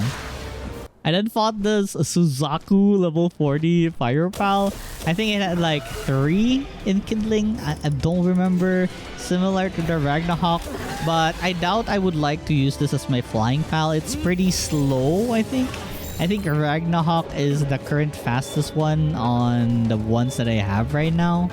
I just don't have an extra because my 2 Ragnarok that I got from the eggs are working to smelt my ores. And finally, we reached 41 and now we have the semi-auto rifle. I continued my exploration though until I arrive at the dune shelter because I know that there's a fast travel point here, so we can come back here anytime if we want to come back here. They also changed this place. It looks more lively, I guess, even though it looks like a destroyed place. Wait, it feels way better than how it was before. I was hoping that this guy would have like other implants, but still it's the same implant that we saw at the small settlement. Nothing really new, just muscle health, burly body, and artisan. I then raided this building full of PIDF police officers. I just wanted the chest here. I don't really plan on like fighting them at all, but if I had no choice, I gotta slice them up. And honestly, that was what I did because I had no choice. When I stole one, they decided to attack me. But I'm not really sure what's happening here because I'm not really dying from their attacks. I'm not really sure if they're even attacking. Maybe their guns are like blocking each other's bodies so that they can't really hit me properly. So although I explored the entire area here to get all the treasure chests that was available. Also, while escaping from them, I found this, bounty target called Whip, the workplace tyrant. So they're not really friendly with the PIDF as well, so I think they will fight each other. But I did not really care because my goal right now is to kill this guy and get the bounty tokens, and then maybe I can die so I can remove my wanted stars. So we can have peace again and the PIDF won't like try to kill me. So that was the plan. I tried to survive and I'll kill this guy, get the bounty token, and then we can die and dip. I then went back to the desert to farm some coal and sulfur, but since I was close to the Anubis, I just decided to fight this guy.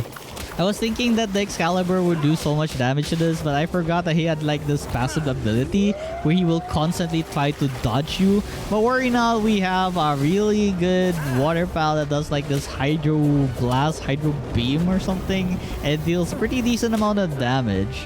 I eventually resorted to using my bow in like attacking the Anubis because using the Excalibur wasn't really as effective as I thought because he keeps dodging left and right, so I keep missing.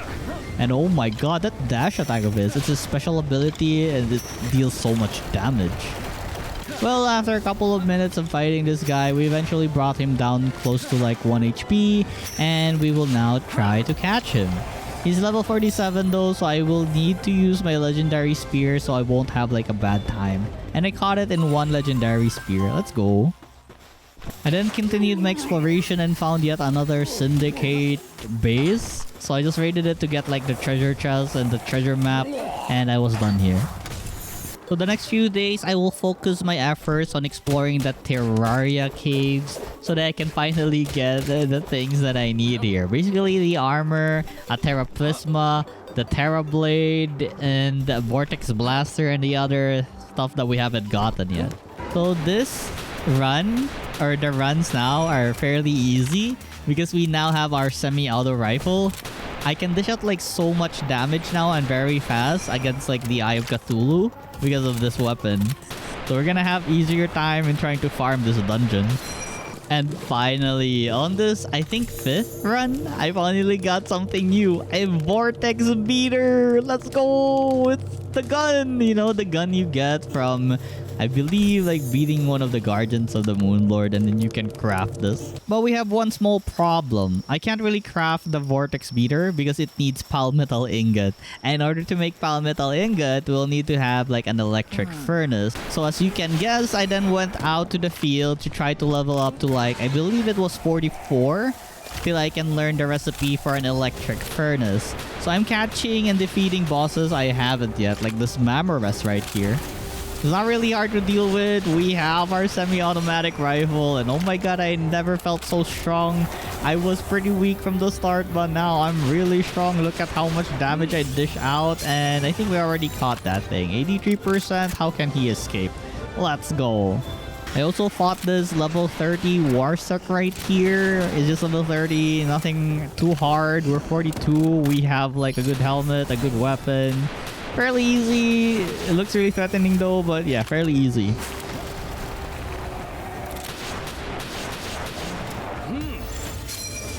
I also continued catching a bunch of Gooffins so I can fully max out the Gooffin that I have on my party that only has like Vanguard.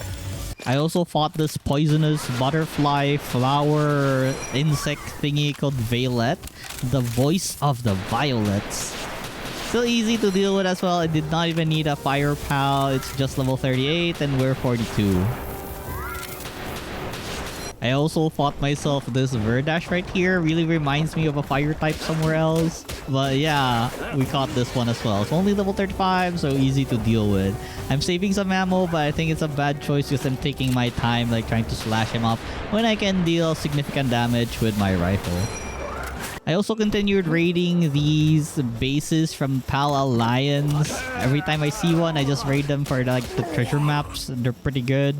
I mean, just look at this thing. One of the treasure map has this tier 3 heat-resistant refined metal armor schematics. I really wanted to craft this because I feel like it's gonna be good, but I'm still waiting to get like the Terraria armor, so I'm not doing that.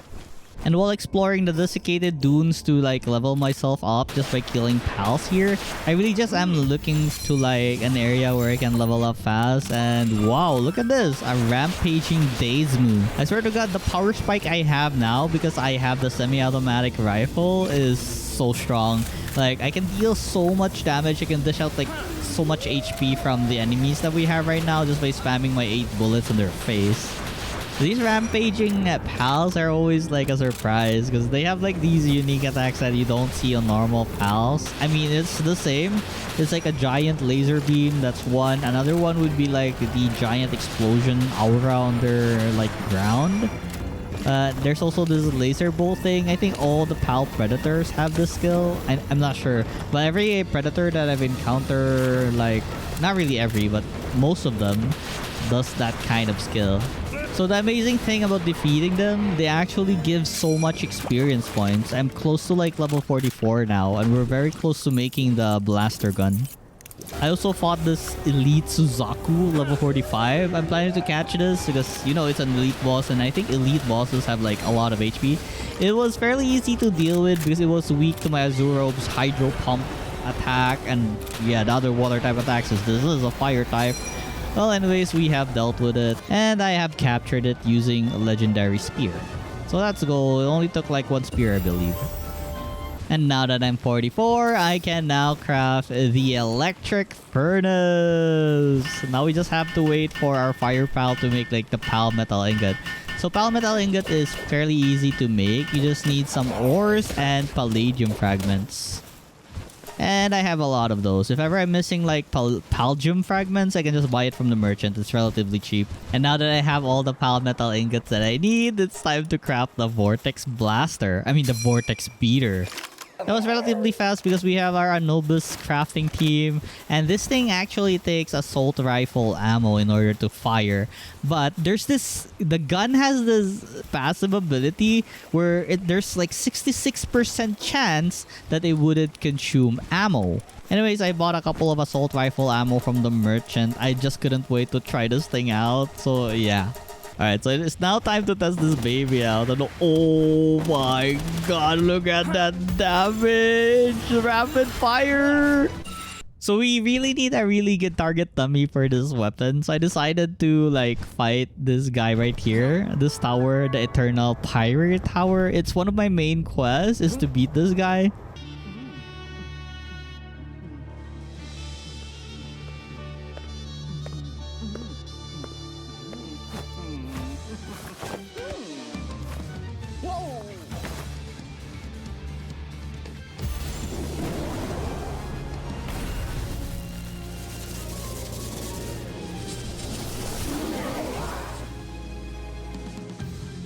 They're opening their mouth for the bullet that's about to like take off from my gun. So let's try this out. I have like this. Oh my god, what the hell is this? So I brought this Iceline, the new pal that we found at the Terraria dungeon. So what it does is if you summon or you fight beside it, it will like change your attack to ice, and Zerk is weak to ice. Just look at this damage. Their HP is draining so fast. What the hell? It's already dead. Wow. The Vortex Blaster is overpowered. I swear to God. And 66% chance not to consume ammo. That's crazy.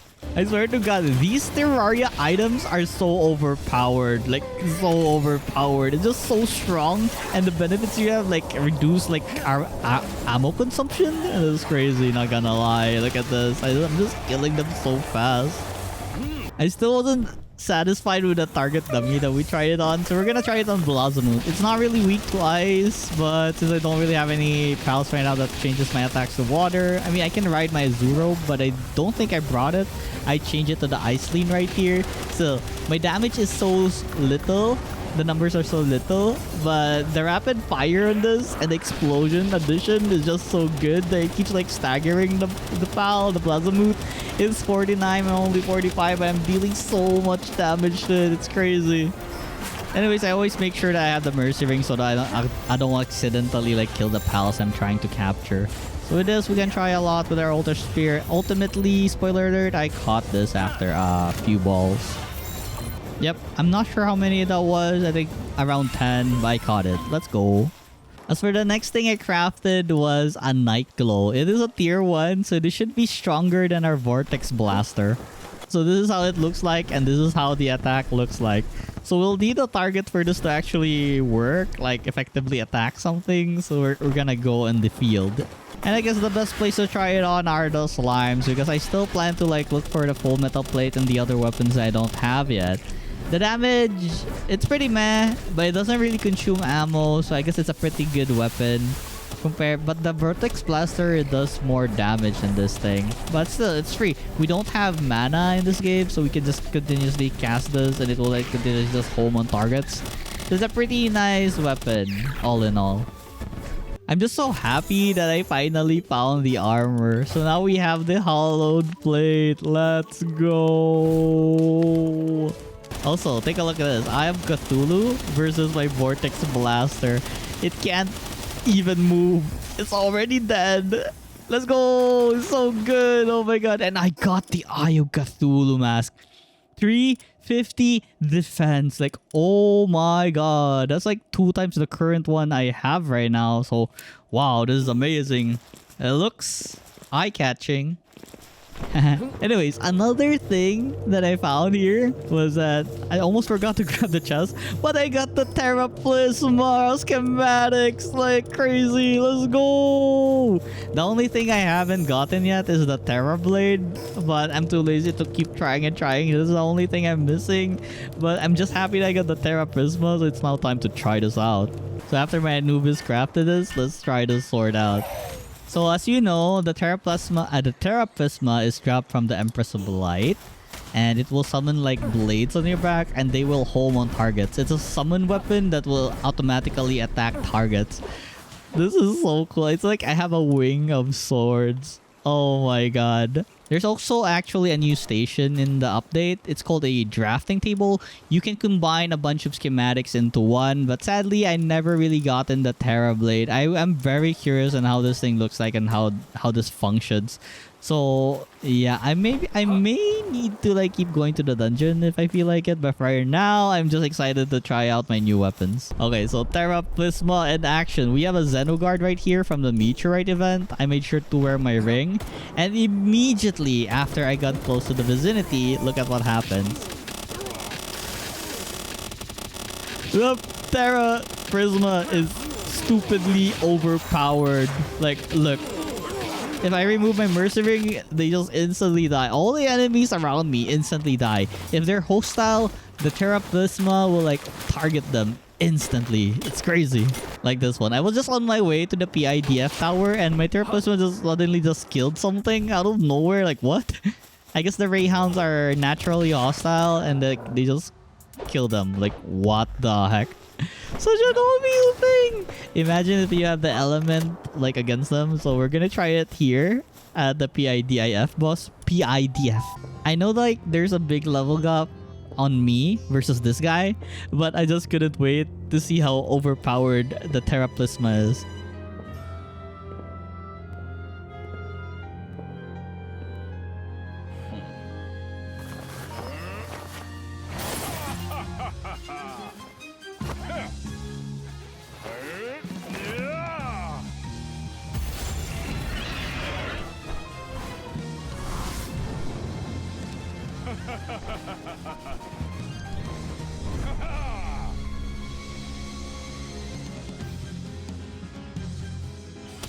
So immediately, before even the fight began, my Terra Plasma attacked. I just needed to ride my Azurobe and my attack element changed to water. Since Stellaris is fire, it's weak to water. And look, I don't even need to attack. The Terra Plasma is killing this thing so fast. It's crazy. The Vortex Blaster adding to the power. I already defeated like the 4th boss of the towers. That's crazy. Let's go. So for our next target, we gotta go to like the PAL Genetic Research Unit Tower, and we're gonna be defeating Victor. And he has a Shadow Beak as a PAL, and it's weak against dragon types, I believe. Honestly, since we're very close to day 100, I just decided to beat up all the bosses with the Terra Plasma. I don't think I need to power up some more. I also have like max health already from all the life crystals that I've gotten from all the dungeon crawling in the sealed realm of Terraria. As you can see, I have like 7,000 health. So yeah, the remaining days, I'll just be targeting the bosses like this guy right here. And then we're going to Sakurajima after, and finally Faebreak. But Faebreak is pretty complicated. We gotta get like, or we gotta defeat elite bosses first before we can gain access to the unit tower.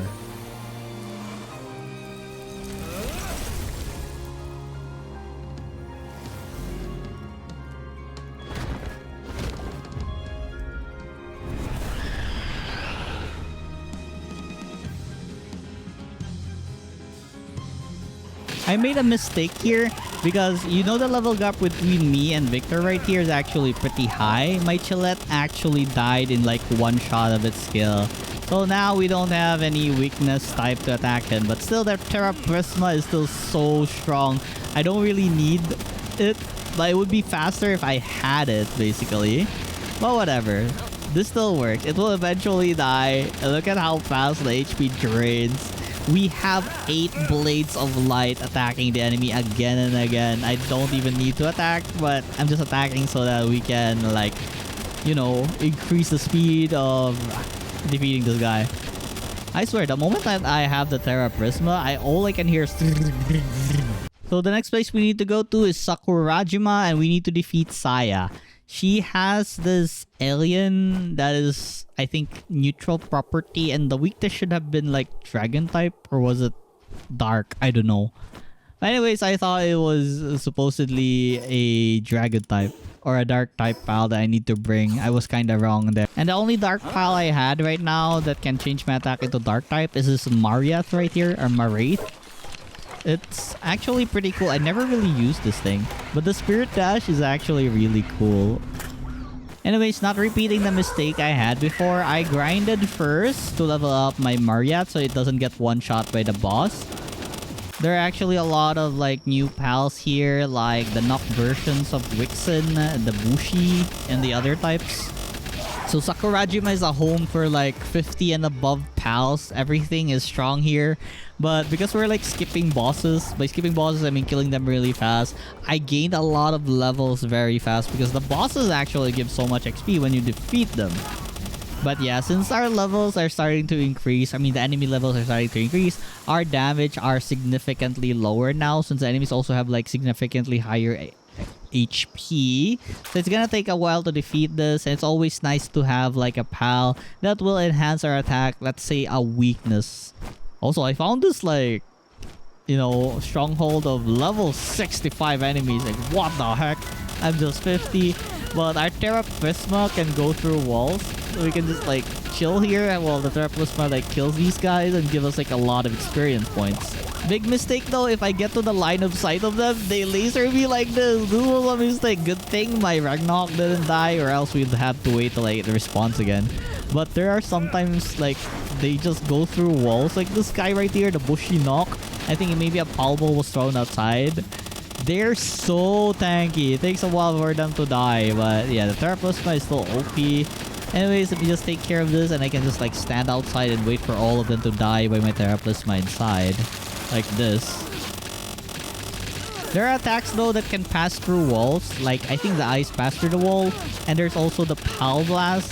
This thing does pretty decent damage and can pass through walls as well. So yeah, we have like those options to deal damage as well. Anyways, after taking care of the enemies outside and then headed inside and opened a bunch of doors, there were still many enemies around. But yeah, my goal was just to grab the treasure chest and like leave. Because I can't really handle them normally, so I just like grab stuff and then leave. This one is the one they're guarding, and I got the treasure map, so it's time to leave now. Okay, so back to the original plan. We're gonna fight Saya now.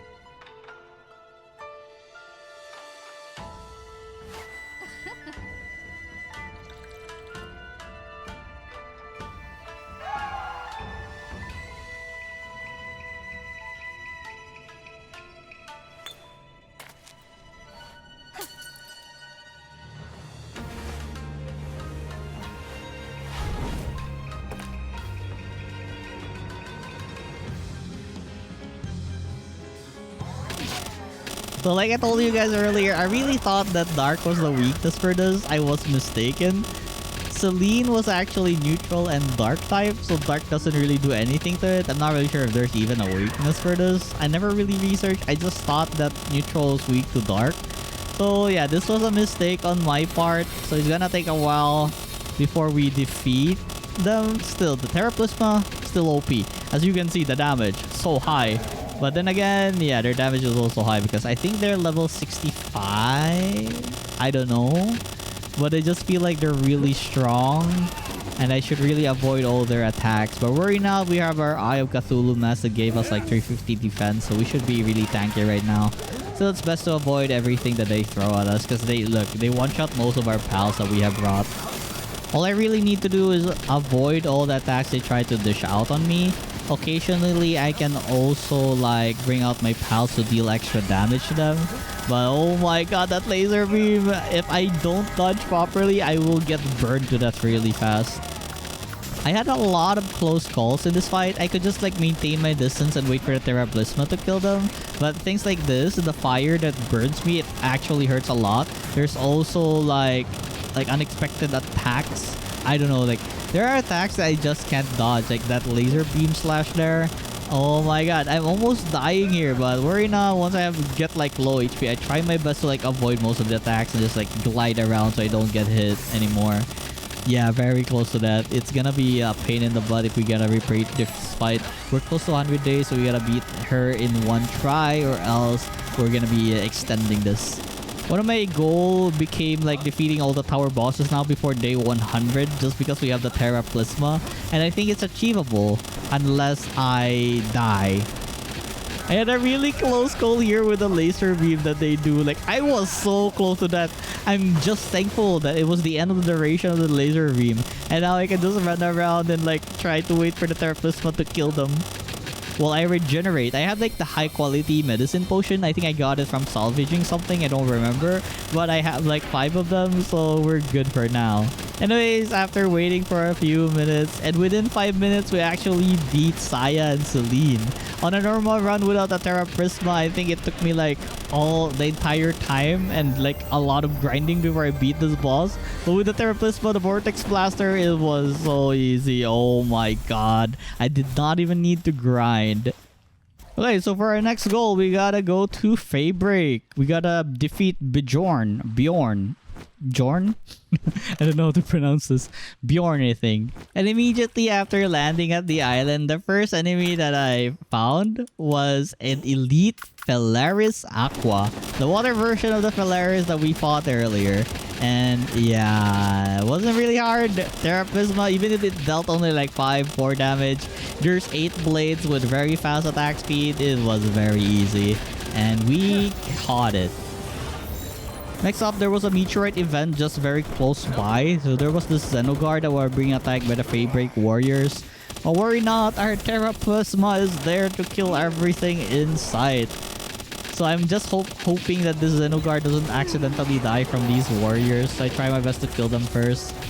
And like try to catch the Xenogard. Because I want this. It's level 50. Why not? Let's add it to the collection.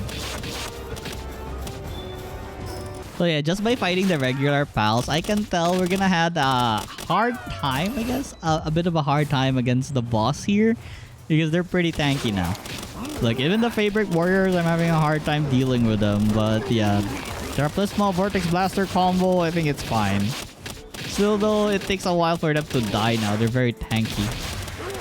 Also, if you didn't know, you can't really freely use a flying pal here at Faybreak because they have this missile system that if you use a flying pal, they will like shoot homing missiles to destroy you in one shot.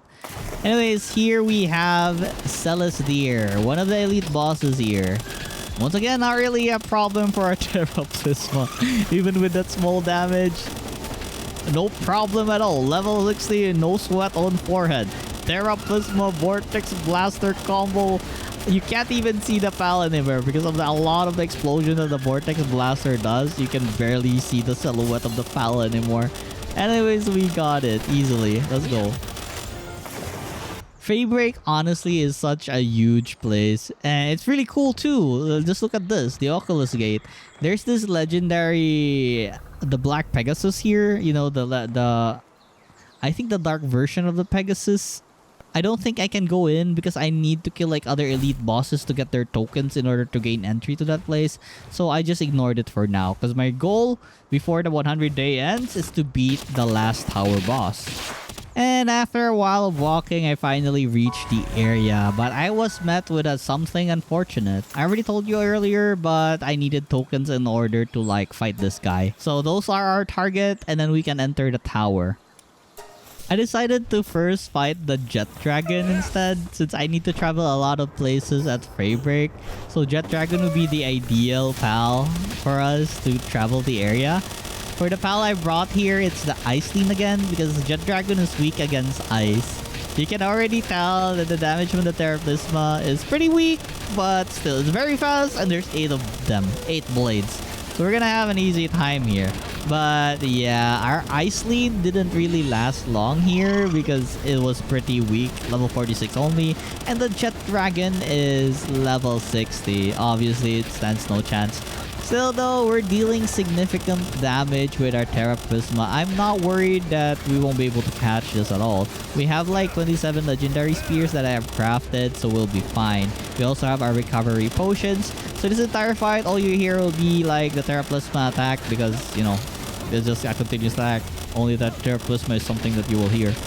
Anyways, it didn't take long for us to lower the Jet Dragon's HP to almost 1. So it's now time to try and catching it. I'm almost dead as well, like half HP, but it's still 2.5k HP. I have like 7k in total. I'm not really worried about this. I have a lot of balls. I will eventually catch this if it tries to escape. Actually, I used my ultimate spears that I got from Favorite from salvaging stuff because, you know, it was kind of pain. It's taking a lot of my legendary spears. Anyways, we got the Jet Dragon. Let's go. We got a really good mount now. So upon returning to base, I got like this condensing potion thingy that I told you about earlier. That you don't need 2 Jet Dragons, but you can just use this potion to increase the star of the Jet Dragon. Or the legendary pile that you want to increase the star with. So now our Jet Dragon is 2 star.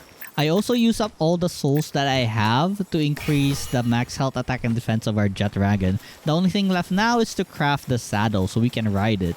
And while waiting for the saddle to fully craft or get crafted, I then hunted some of the targets I needed to kill in order to enter the tower. So one was this Capriti Poison Knock right here. I kind of forgot what its name is, but the Capriti Knock or something. Yeah, Capriti Knock, we got it. So 2 more. Almuscule and I think Dazzy. So once again, no sweat on forehead. We have our Terra Plasma doing so much damage. Also, the Vortex Blaster is just amazing. I think if we only had the Vortex Blaster, it's still amazing either way. Yeah, Terraria weapons are so OP. They need nerf. And after killing Dazzy Knock, it's finally time to fight Bjorn, the final tower boss that we need to defeat.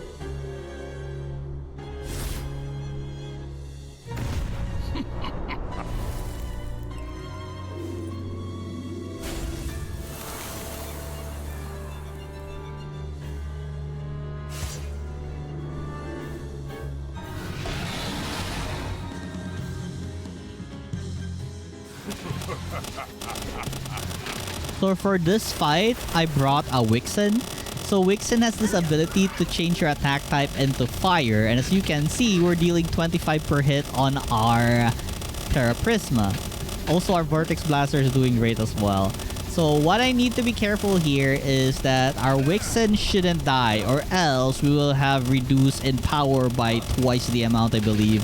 I think weakness damage is like ×2, and weakness plus like areas like head would increase further. As you can see, I'm shooting like Bjorn and I'm dealing like 100 per damage.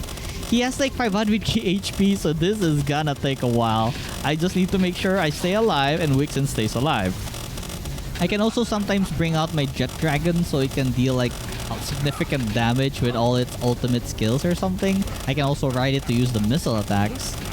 But for now, Wixen is fine, since they're not really targeting Wixen. And oh my god, what the heck was that damage? It took like almost half my health. It's crazy. I need to run away. I'm just so glad that I have the health potion, or else I would have died there already and I wouldn't have like be able to regenerate most of the attack. Anyways, we already took like 100k of its HP, just 400k more to go. The Jet Dragon is really... like, look, it's doing a lot of damage actually. The dark laser beams, the fire in the ground, it's doing like 500 per pop. It's not bad actually. I kinda like how this Jet Dragon is doing so well. But then again, there's that ice attack from this guy dealing so much damage to our Jet Dragon that we need to call it back. So our best option to deal with this guy here is to summon our Wixen in a safe spot, so it doesn't like accidentally kill it. I swear to god, if we lose our Wixen, we might not be able to defeat this guy because we only have like 10 minutes to try and beat this guy. Yeah, we need all the firepower that we have so we can make it on time.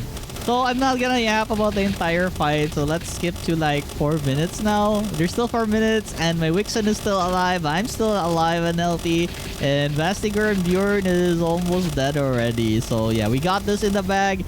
Unless I choke and die. So he almost killed me right there. But good thing we escaped. So my plan here, we're choking honestly. So my plan here is just to like fly around and have the Terraplasma kill this guy, or have the Wixen kill this guy. Because, you know, I don't plan on attacking back anymore. Because I swear, if I feel like if I stop, he might attack something and I will die. Look, and that was so close. I avoided death right there. There was also one mistake on my part here. I have the Mercy Ring on me. This was so stressful. But my Wixen actually dealt the last hit. So let's go. We have killed all the tower bosses. The Terraplasma and the freaking Vortex Blaster is honestly overpowered. So this is what I look like with a helmet, not the eye. It honestly looks pretty cool. I like the Terraria armor. Yeah, but the eye is really eye-catching too, right? Anyways, I almost forgot about the new boss. So I was looking at the islands, the new islands. So this is the Frostbitten Isle. I'm so bad at English, my pronunciation. But anyways, this is the island, a new island. I think I went to the wrong island because the new boss isn't here. I'm not really sure what's here. But there are the new pals here that we can find, like the seal. So like ice ostrich, as you can see there, but it got killed by a Terraplasma. But yeah, it's like there's so many new pals here.